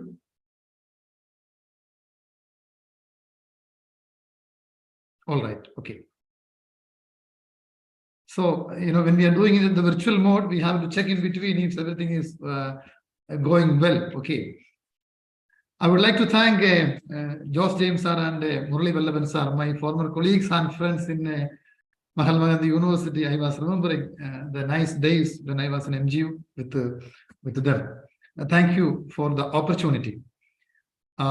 Sustainable management practices. Today, I think maybe around a couple of months back, maybe I think it's 1 year, my last talk at Marian was about the sustainable development goals, which we connected with my research projects in Arab Open University. We had a quite good number of research funded projects are going on here. And I connected the SDGs, the United Nations SDGs, with the projects in a practical way, how we are implementing SDGs in a computer science project. Of course, our projects are related to medical sciences, many of the projects. So I was explaining how we can connect the SDGs goals with the sustainable goals with the computer science project. But today, when I'm going to give the keynote today, I'm not going to talk in computer science perspective. So please bear with me. More than a professor in computer science, I have a business in India. It is our family business. Almost 56 years, we are running a Bell Foods group of companies. And I have more than 1,000 people working with us. So I thought of sharing the real experience to the business conference. Even I told Joseph, I would like to give a keynote in a business perspective. So if I'm going to talk about technology, maybe you can get it directly from internet and it is open to all. And I would like to talk about ChatGPT. Srinivasan sir, my friend, already told about ChatGPT and its application. I would like to focus on that also. But I would like to give this topic today instead of giving directly going for any technical topic. You can see that this is my topic which I am going to give in management in HR perspective. Okay, so I would like to focus on human resource sustainability. When I talk to any entrepreneur in India, in many meetings in forums, as we are entrepreneur, and you all are management students. So I'm very happy to address the young management students in Indian universities. Because what is our main problem or what is our challenge in the business? My first word will be human resource. Even the Gulf sector, there are many Keralite people or Indian people, those who have succeeded in their business in Oman, in Muscat, or even in Oman or even Middle East. I know many people. Some of them later they become failure. So there is an important question: how business fails? And I always collaborating with my business department in Arab University, Faculty of Business Studies. We have a wonderful Faculty of Business Studies here in Oman. And I always tell them, our experience is our life. Our experience is the research in business studies. In computer science, it is different. Of course, in computer science is a technology we are managing with the machines. So sustainability, I'm not going to talk anything about the nature or even about the sustainable aspect which you are looking for. But I do believe that as the owner of a business, as the chairman of a group, I would like to address you what are the problems we are facing in doing business in India, or maybe any part of the world, especially India, because you know that there's a big change. When we think about the 56 years of our journey in business, we have many things to explain to you, and I would like to I would like to motivate and I would like to advise the young managers or tomorrow's managers what you should be in your life. Or maybe some of you would like to start business or even startups and entrepreneurship as very important topic which is emerging in all over the world. So what you have to do, and I would like to share only my experience. So I would like to just remove my coat as a faculty head of computer science department. I'm not going to talk about the computer science aspect. I would like to share my experience to the researchers, to the youngsters at Marian College. So new age of business, when you think about new age of business, you know that the entire human resource management of our group, I have more than our total capacity is 1,072 staff working with me in our different factories in Cochin and in my IT company also. So how we are managing, or what is our challenge, because you all are looking for a job, maybe campus recruitment, and of course there are many opportunities, but you ask any entrepreneur in India, what will be their fundamental problem? Getting the right people in the right position. So sustainable human resource management, I have maximum 30 minutes. That is Muralisa told me I can take 30 minutes. But when I was looking at the schedule, after my talk, it is lunch break. So always the speaker, those who are just before the lunch break, have the freedom of the time. This is nice, put me like that. So I'm not in a position, and I'm not in a stress to finish it. And definitely we will be having a Q&A session. a query session where we can discuss. That should be the purpose of conferences. Unfortunately, many conferences, it is only we are just presenting some paper. And what is the net result of the conferences? That also could be a question, because I'm the research chair of Arabappan University. So we are doing many research conferences here. And I always focus the result of the conference, what you get at the end of the conference. That is very important, because especially it is international. I'm not going to read the slides. You can see that now we can simply call the new age of business. And in your topic, in your heading, it is there that the sustainable business management practice in new age of business. How you can define new age of business? I'm repeating, I am not a business guru. I am not a business faculty member. I am not a business faculty teacher. I am talking from my experience, last 15 years of my experience as a chairman of Bell Foods group of companies, where we are exporting to all over the world. We are exporting to more than 28 countries from India. So this is my experience and how we are managing our human resource. That is only my aim today. I'm not going to explain to any theories or anything, because I don't know the theories of business. But I know the practical difficulties which I am facing in my business, and all the entrepreneurs, all the business owners in India is having this opinion, I am sure, because when I talk to people in our domain or even all sector, we all are sharing this problem.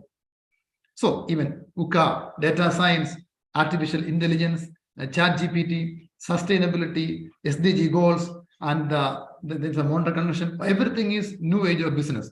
But I would like to focus on 2 points here. With the main point, you can see that one is mainly, you can see that artificial intelligence and ChatGPT. You know, ChatGPT is a technology. I hope most of you are using it. If you are not using it, you are late. Okay. Please note that a technology which now I am a computer science faculty member. Okay. You just imagine that, and even my research is in artificial intelligence. My specialization in artificial intelligence. Just imagine that a technology which is recently invented. That is November 2022. Just imagine that, how many months. And that technology is going to explore, going to conquer the world. I don't know how many of you are familiar with the ChatGPT, because as it is a new technology, maybe you are using it actually. Yesterday, I was just searching. You know, it is like a magic tree, I can call. I was writing an article for one of the IT magazine yesterday about ChatGPT. So it was, my conclusion was, what you want, I will give it to you, like a God. You know, when you go to temple, when you go to maybe church, when you are praying to the God, your needs and deeds. I need this, I need this. Okay. So just tell. Yesterday, I was just giving for my research scholar, one of the topic in neural networks, one problems, you know, one algorithm, maybe. I think Dr. Raji is also in this group. I saw Dr. Raji in the Zoom. So maybe the computer science people know that the neural networks problem solving is not easy. And I was just implementation of algorithm, I just doing in ChatGPT. I was wondering, I got it, the exact problem solution with the coding of a neural network problem from ChatGPT. But so what is ChatGPT? It's a mantra, it's a guru, it's a magic thing in artificial intelligence. Okay. Of course, the ethical part is there. So all the professors, all the faculty members, and even the beauty of ChatGPT, it is not under the plagiarism, because it is not copying from somewhere. You are getting it immediately. An open AI platform. Okay. I'm not focusing much on ChatGPT, but I would like to say that even you please understand that no need of, I was always talking in my all presentations, do we need a teacher in the coming world? Yes, I will say that you need a teacher only to guide you.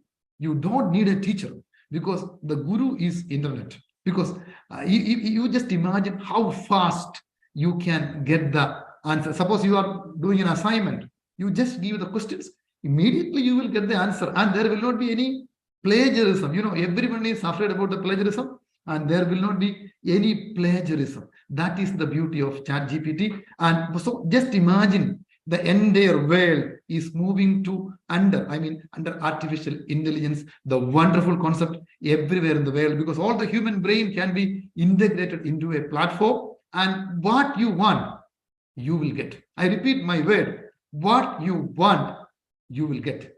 Can a teacher say that? Any institution can say that? Any university can say that? No. It's like, we are, of course, the ethical side of ChatGPT is a big debate in the world. It is always started. This debate should be by the academicians and faculty member, everyone. So just imagine that if you are not started using ChatGPT, my dear students community and all the faculty member, you can use it. You can get anything. You don't worry. In Google, you have to search maybe for 1,000 sites to get something to coordination, but you will get everything in ChatGPT. Okay, leave it, that part. That's only the technical part I am going to tell you. But I would like to share my technical part, which I am doing in Belford's group of companies. My complete talk will be on the basis of Belford's group of companies where we are practicing the new business age. Okay, I can proudly say that we are using almost all the new age of business. I mean, new technology. New age means new technology, because technology, this is technological age. How much you are able to integrate technology in your business, you will be successful. It can be in anywhere, irrespective of the nature of the business. It can be in anywhere. Okay, so my question is, the sustainable concept. I mean, how you can have the sustainability of the business. Of course, every business. What is the purpose of business? A long-term profit. Okay, we can talk about sustainability, we can talk about the nature, we can talk about everything, but sustainability, we have to look into this perspective. Okay, because every businessman, every entrepreneur, ultimate aim should be the profit. If you are not able to generate the chief guest told in the meeting today, Srinivasan sir very clearly explained that in the government sector or even such organization, maybe in UN, no one may be thinking about the profit. But the economy is completely dependent on private sector.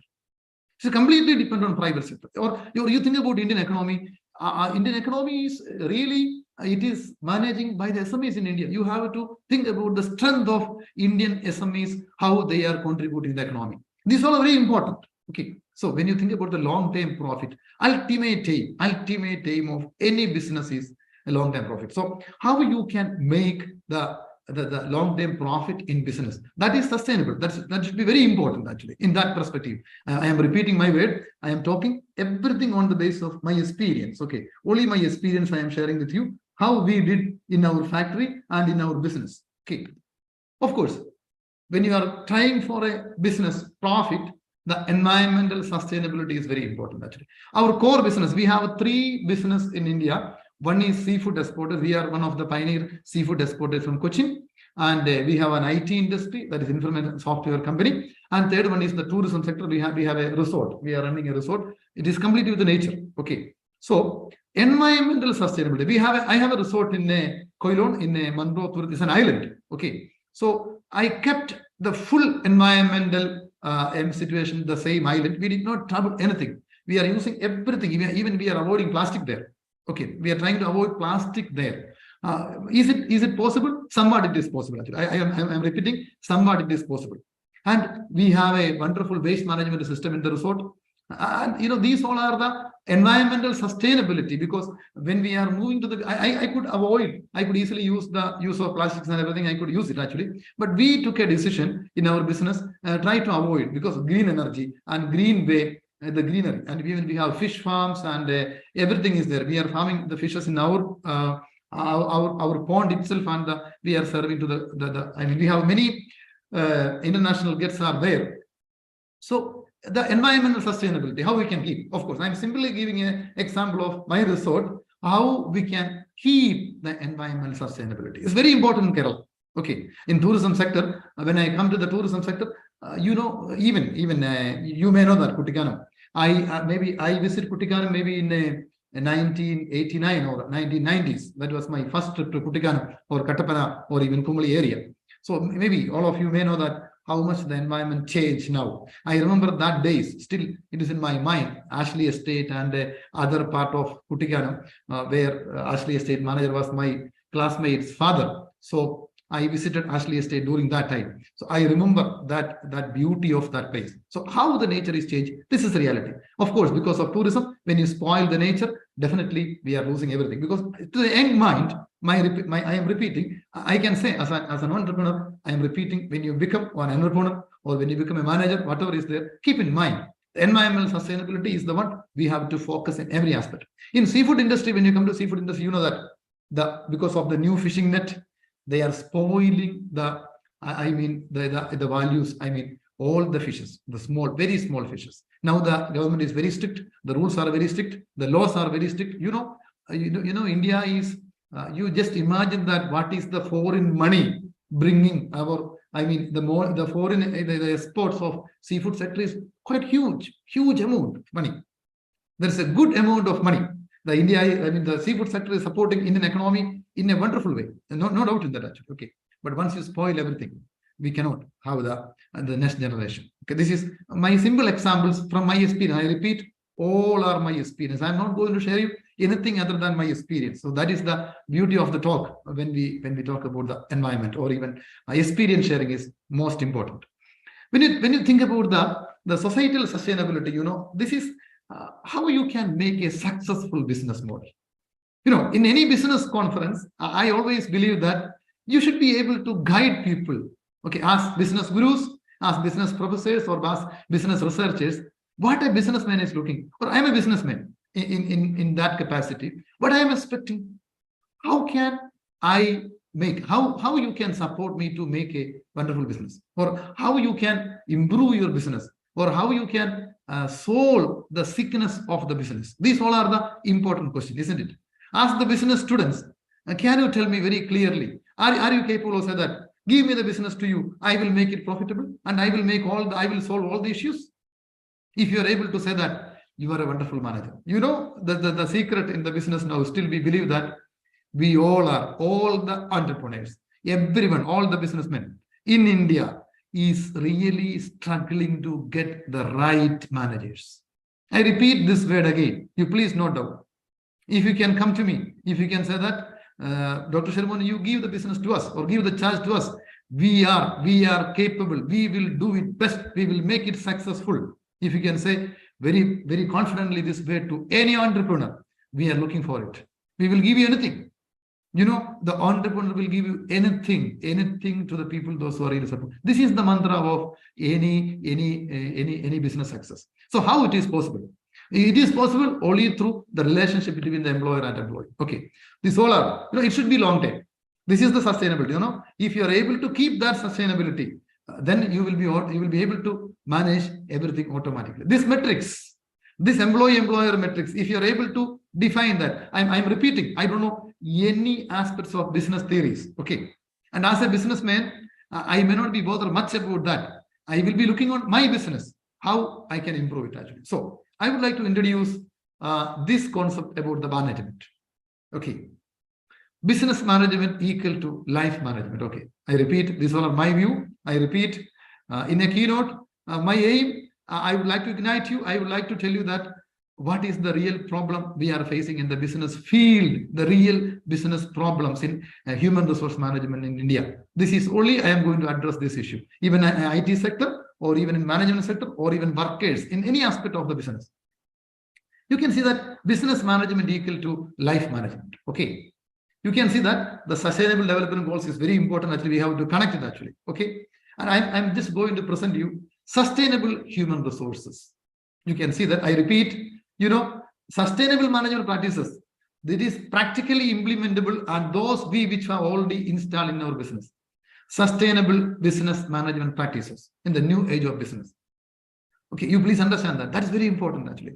Sustainable practices. How you can do that? How you can make your unit? There are many sick units. You go to many industrial parks in Kerala. I am focusing on Kerala because my experience mainly in Kerala. Recently, we opened a unit in Orissa also. Okay, so you can see that why the industrial park. You go to industrial parks in Kerala. You just travel from Cochin to Trivandrum in the highway. You can see that how many sick units you can see that actually. How business failed. As a business students, as business faculties, as business department, you have to really think about this. How business fails. How much money we spend, how much money we are investing. Every investor, they are investing a huge. I am talking mainly on SME sector. SME centers is not, they don't have any equity shareholder, they don't have any public system, public shareholder, nothing. They all are investing. I know many people from Gulf, their hard-earned money, they invest and they fail. I'm not talking about the politics. I'm not talking about the union, nothing. I am talking about the human resource side only. Of course, if we are going to talk about all these things, there are many things to say. But I am going to focus on sustainable human resource. And I do believe that if you are able to get the right human resource in industry, even university, I know many institutions in Kerala. When I talk to the principals, when I talk to the management, I know that many institutions in Kerala, they want to sell it, they want to close. What is the reason? The fundamental reason may be the real human resource management. So I do believe that the mantra, the secret energy behind any successful businessman is the wonderful resource management. I mean, especially the human resource management. This is our life experience of the 56 years of our experience in our life. Because we had many problems in the industry, we had many problems in the business. We had a problem in the business because of the human resources. That is the reality. So we focus on that. So my mantra, or even I'm always talking to my staff, attitude is the most important trait. I repeat, in any businessman, you just ask anyone, you just ask any businessman, any entrepreneur, any business owner, they always say that getting the right attitude. Are we getting the right attitude from the institution? Or as a business people, or as a business students, you just evaluate yourself. Do you have the right attitude? So what is attitude? I cannot answer that question. It is you. It is the way how you manage things. It is the way how you are managing your business. It is the way how you are taking care about business. If you are able to see it in that way, sustainable human resource model. So you can see that a sustainable human resource management is having a strong impact in organizational performance, in any organizational performance. So in organizational performance, when you come to this one, you will get it. It is my life experience. That's why I told in one slide that management is equal to life management. Okay, you have to please listen my word carefully. Management equal to life management. That means in any business. Because ultimately, you all are going to do business or you are going to manage a business. These two are equally important, actually. So you can see that I'm just giving a simple model. Maybe it can be part of your research or something. You can, if anybody want more data or more applications of this, and I can support you. Even I can collaborate with you in research in paper.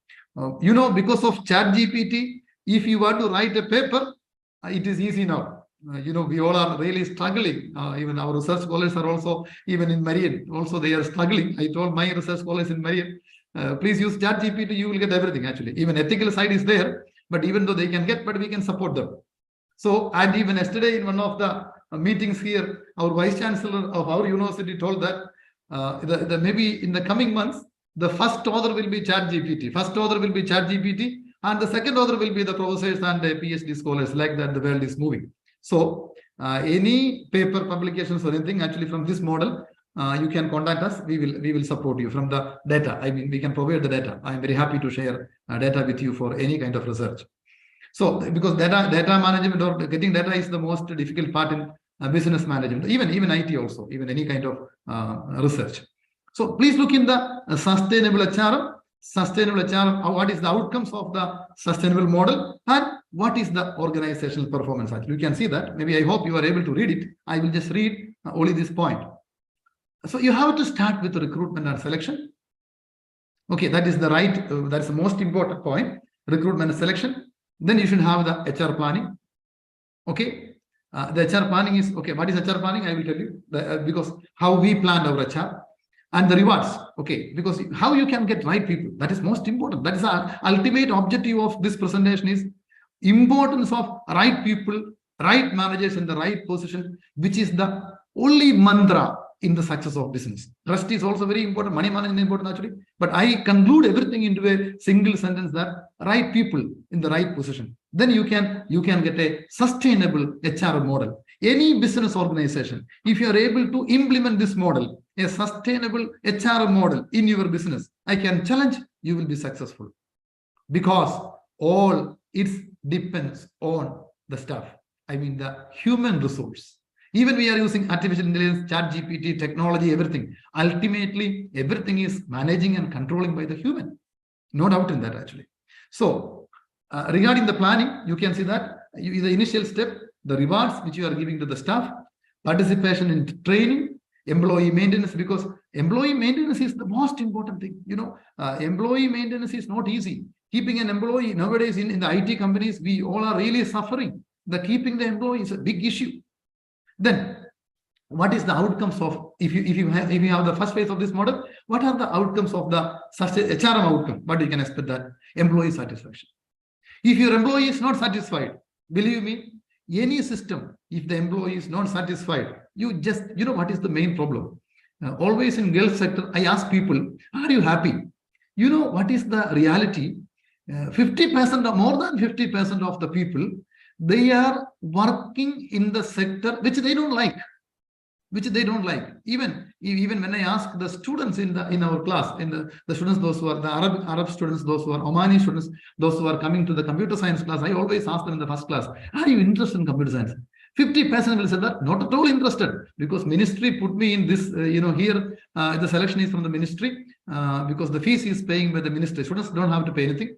So the ministry told that your mark is this, so this is the selection for you. And even parents told me to go and do computer science. Anybody is doing a computer science specialization without interest, or even business specialization without interest, what is the situation? You just ask yourself, are you happy in this specialization? You ask everybody. You ask your employee, are they happy? I always ask. I made a program in my company, meet the chairman. Meet the chairman means every 3 months, every employee should meet me personally. When I am in Cochin, I sit with them in all my units, all my factories. I meet all my staff, even the cleaning staff. From the cleaning staff to the senior general manager, I always sit with them. I ask them, are you okay? Are you happy? Do you have any problem? This interaction, when they talk to me directly, I am getting their problem directly. Immediately I can take action. That is the beauty of business, taking action. Immediate action is the beauty of any business. This all I am focusing on SME sector. Of course, in corporate sector may not be it is possible actually, but come to the SME sector. These all are the simple mantra you can do in your life, either when you become an entrepreneur or you become a senior manager. You can do in that level. So employee motivation. You just motivate, keeping the employee motivation. That is the most important thing. I am talking all these things to you. In my mind, I am keeping that you all will be tomorrow's managers. Okay, tomorrow's managers, or even business gurus or entrepreneurs. Okay, you can be successful. I believe that. Is it easy to do business in India? Many people say that it is very difficult, but I do believe that it is easy.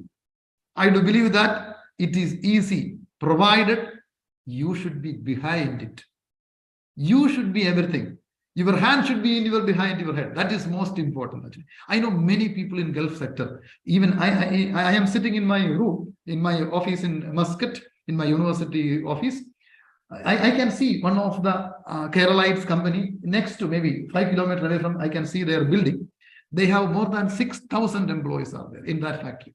He's my friend. I always ask him, how you feel? He told, I am very happy because morning 7 o'clock I am in the factory. Till 7 o'clock night, I am in the factory. I am taking, because they have projects in everywhere. So how they success? Their involvement. Only because I always feel jealous on them, how they are managing. Of course, technology is most important actually. Are your employees satisfied? So you have to motivate them. Is it easy to give motivation? Many of the business owners, they never talk to the employee. You talk to your cleaner. In Bellfoods group of companies, I made a small system. We have workers. Workers means the people, those who are working in our fish processing hub. They all are from, northeast part of India, West Bengal, even Orissa, then all that side actually, Manipur, many, all of them nobody from Kerala. What I did actually, I made a small practices. We decided to celebrate the birthday of the workers. No one is doing in Cochin this practice. Okay, I made a decision. We will celebrate the birthday of every worker. So my finance department object me. It's a huge amount because we have to give cake to everybody. It is a huge amount. But I was very strict. I told that no, it should be done. Because we had a big problem of the retention of employees. You know that who is having, in India, only MBA holder or even master's holder or highly educated people, they have a problem in job. The other kind of workers or other kind of normal workers, it is very difficult to get employed.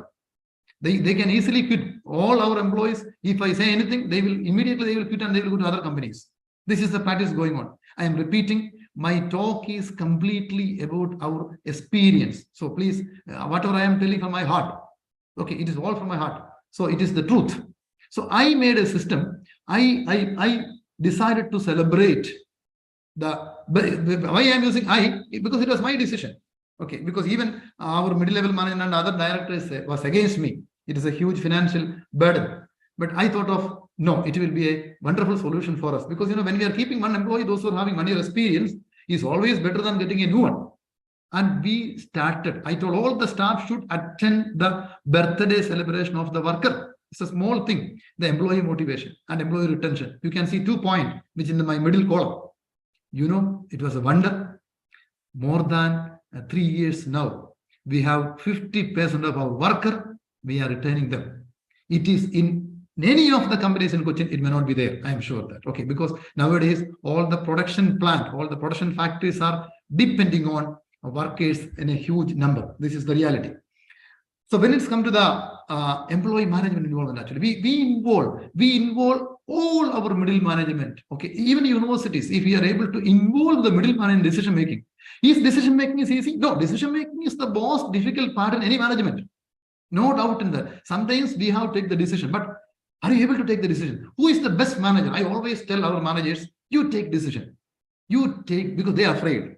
I tell them, if you are able to say that, I took this decision on the basis of this. My intention was this. My intention was to make the profit for the company, or even to support the company, support the group. Maybe I was failure if the decision was wrong. I always tell them, no problem, you take decision. If you are able to justify yourself, so that means this is the rapport between the management and employees. Okay, so what is the outcome? Okay, so in the performance, you can see that ultimately profit. I can proudly say that because of mainly our employment management, last financial year itself, our group made a 25% more profit, 25%, even more turnover and more profit in our business within a year.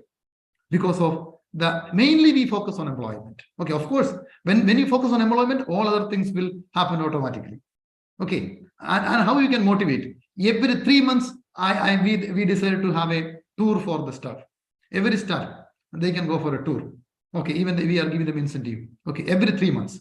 Okay, of course, and we never keep anyone, those who are not performing. The meaning of performance is not only hardworking, attitude. Those who really love the factory, love the company. That is most important actually, because production companies are the backbones for India. You know, in any company, I'm focusing on India means production factories are the backbones for any country, because we are taking the natural resources from the country and we are exporting it to the other countries with a big difficulty. There are many issues. When you are sending one container, until we get the money, we are in trouble. No doubt in that actually. But ultimately, we are bringing foreign money to the country. That is the backbone of any economy. We are bringing the foreign currency to the country. That is not a small thing. So we do believe that these kinds of businesses are very important and essential. Okay, so you can see that even you can go for future investment, services, customer satisfaction, because we are doing direct customer packing. If you go to any Gulf industry or even USA, all the supermarket and shelves, our products are there. So I always educate our staff. You always keep in mind that. Okay, and I send some of the people to directly check our product in other countries, and they come and they report the real problem. That means not only from the buyer, from the customer of the foreign countries, we send our people go to the supermarket, go to the shelf directly, and see how the feedback. These all are the foreign business marketing. We are not only marketing, how we can improve the quality. Then the next point is the selection and recruitment. Okay, this is a big important. Recruitment is the most important, either in a university or a college or even in Oman. I feel the difficulty of the recruitment. Okay, because when I am recruiting staff to my department, I always struggle because we are bringing people from different parts of the world, from other nationalities mainly. So once we are spending huge much money to bring people here, but how we know that their contribution or they are successful? It's a big issue. So in Bell Foods, okay, you can see that the most visible function within HR is recruitment and selection. If you're able to do that in a proper way, you will be successful. Okay, this is my experience actually. How we are doing? We are doing social media. Okay, social media is, even LinkedIn, you know that LinkedIn is one of the best platform to get the right talents. Okay, I always watch other people, especially in the food industry and in IT industry, those who are performing with their performance, and I am always looking for the people, and we will catch some of them. Even we call the people, instead of applying to us, we call people. Would you like to join with us? Sometimes they are surprised. Would you like to join with us? So these companies has to do. And we never ask anybody to come for the interview personally. We will do in Zoom, either in ask per there, any technology they can use it, because we are sound in technology. So we have given the freedom to the people, they can use in any technology. So we will do mainly in Zoom calls and everything. Then immediately we will be behind them. Okay, what we are doing usually, we will always, we check them. Okay, what is their track record? How is their performance in the companies? So we have a team for that actually. And we can do even the worker side also. The business side, if it is a production plant or even any kind of such factories, we have to give importance to the lowest grade. They are the one really the player. They are the one working with the products. So we always try to get people from other companies, those who are sincere in their work at the track, and the agents are there. They are supporting us. Then how we avoid any kind of discrimination in the interview. Okay, we will ask them clearly what is their way, how they feel, what is their expectations. Everything we will go in that way. So we will move in that is our scenario we are using. Okay, so Dr. Sharimon, could you please wind up within 5 minutes? Yeah, sure. Okay, thank you. I will wind up within 5 minutes. Okay, is it because of the time issue or because of the topic? So you can see that we are using the induction process with the paperless induction and technological induction and everything we are giving in that way. Okay, then I will move the HR planning. So this is my advice to all of you. Your HR planning is most important actually. Okay, if your management is poor, your leadership is poor, your planning is everything. So when you become a manager, when you join for any company, you please plan. We are the entrepreneurs, we are looking for people, those who are able to plan in proper way. Okay, so you can see that. I will give a simple example. We took over a company in Kakinada Special Economic Zone in 2014. It was a sick unit. I'm very much sure that it was a very big company, and I'm very sure that it became sick because of the management and employee issue. There was a union issue, even in Kerala, the union issues are there, but we were able to manage that issue. And now that division is one of our most profitable division in our group. The company, a sick unit, which was sick for 3-4 years, and we took over in 2014, and within 3-4 years time, we could get a wonderful profit only because of the the staff, the staff and the middle level management who is from that unit. So I understand that the issue all was the issue between management and the staff at that company. That was the reason they become sick. So the rewards are very important actually. So always try to give reward. If you are going to become an entrepreneur also, try to give the rewards to the people. In Bell Foods, my experience, I always reward with best employee of the month, best employee of the year, and for small thing. Even last month, we could achieve our target of our export number of shipments, and immediately we have given a small token of appreciation, a small incentive to all the staff, everyone. So this all will, that way, that's the reason the next month they will work in that way. And maybe many companies are not doing that. Many people, the middle level management, those who are coming to us, we are getting this information from them. Okay, so we have a staff. You can see that I reward one employee. His name is Mohan, who is daily commutes to the factory in cycle. He cover around 15 kilometers every day, 5 a.m. 5 a.m. he is in the factory. I never ask him to come at 5 a.m. But every day he is coming to factory at 5 a.m. in cycle. Okay, and he leaves at 6 or 6:37 p.m. So these kinds of people, I mean that they are the real, in Gulf sector, what I understand actually, the people, those who become successful, they are not that much educated. They most of them are not MBA graduates. Okay, but they all do they have the big management team? Of course, they have a management team, but many of them are not that much educated. A core team is there. I did the research in that. A group of people always like a halo in with them. They all are very smart and committed. I use the word commitment. My dear students and researchers, if you have that commitment in your life to your job, especially in business, the entrepreneurship, we can make a wonderful India with a wonderful way of managing. That is important, actually. Okay, so you please, I always encourage all our staff in decision making. Okay, all our, so because we strongly believe that employee participation is important in employee retention, productivity, and overall engagement. Because when employee involved in decision making, they cannot blame. You know what is the easiest way people can blame? Because they are not part of the decision making. You involve them in the decision making. They cannot blame. In many factories in Cochin, now there is a union issues going on in one factory. The big factory, more than 2,000 people working. I know, I talked to them once because he is my friend. Then I was involved in that one. What I understand, actually, the people are telling, they are not involved in anything. Actually, management is giving that, this. What is the management? There is no management. You are the, I told them, I always tell my staff, you are the management. You take decision. If it is right, I am happy to accept. This is the way, if you are moving, you can make. Okay, I am repeating my word. I am standing in a position of a successful business model, which we implemented in our factory because we have increased our profit always.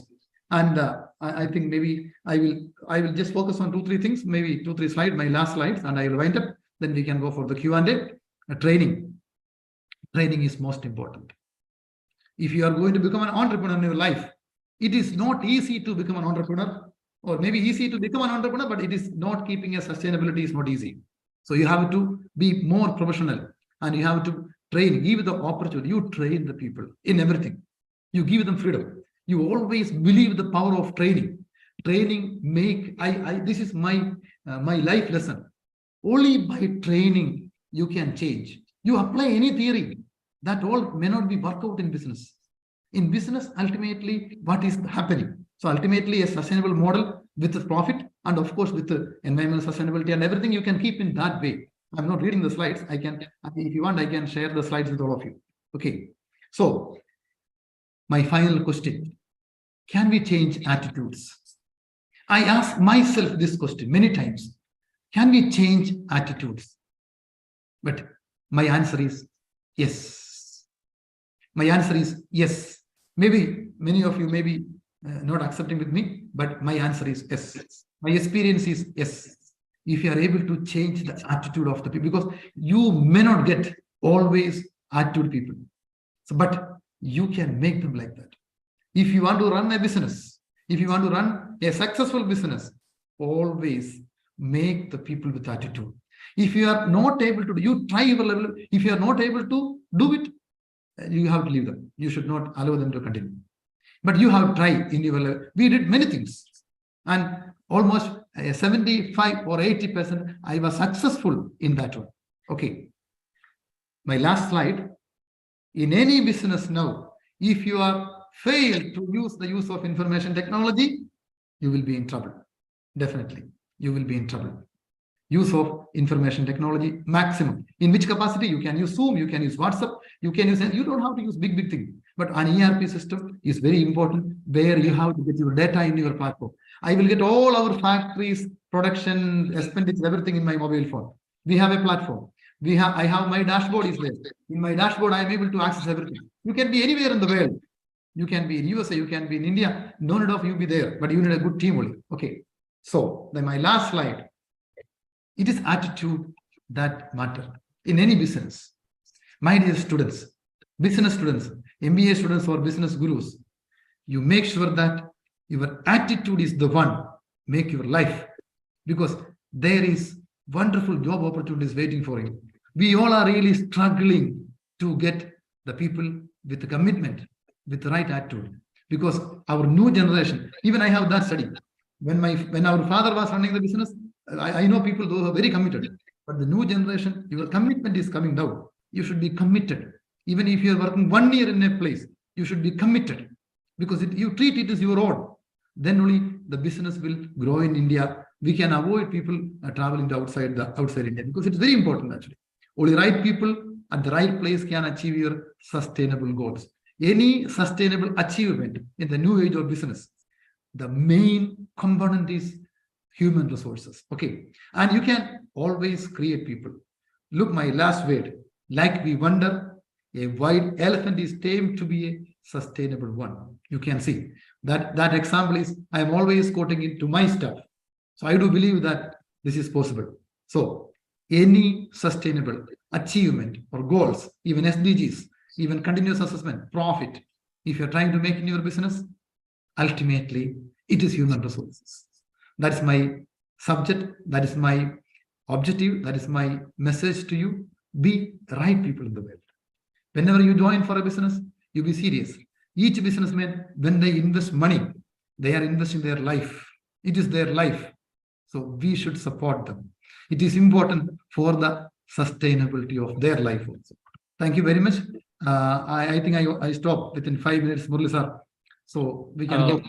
You and Sharimon, we wish we had more time since we have to take a break exactly at 12:30. I think that there won't be enough time for discussion, but your experience sharing was very much splendid and we enjoyed that. And one day we will invite you physically to have a very long discussion here. Okay. For the time being, let me hand over the mic to our student to express the vote of thanks. Thank you very much. Thank you, Dr. Sharimon, sir, for enriching this conference with your valuable insights. Dear sir, your session was inspiring, and as MBA students, we all were able to gather a lot of new information regarding sustainability. Once again, thank you so much for your valuable words. Here, we come to the end of the inaugural function. We extend our sincere gratitude to all our respected dignitaries, participants, faculty members, and students. Now it is time for lunch. Kindly note that we will reconvene at 1:30 p.m. for the session on waves of words of wisdom. Thank you. Thank you very much. Okay, here is an announcement. Please reassemble here exactly at 1:30 so that we can start our program as per the schedule. The train should not be running late. It's in your hands. Okay.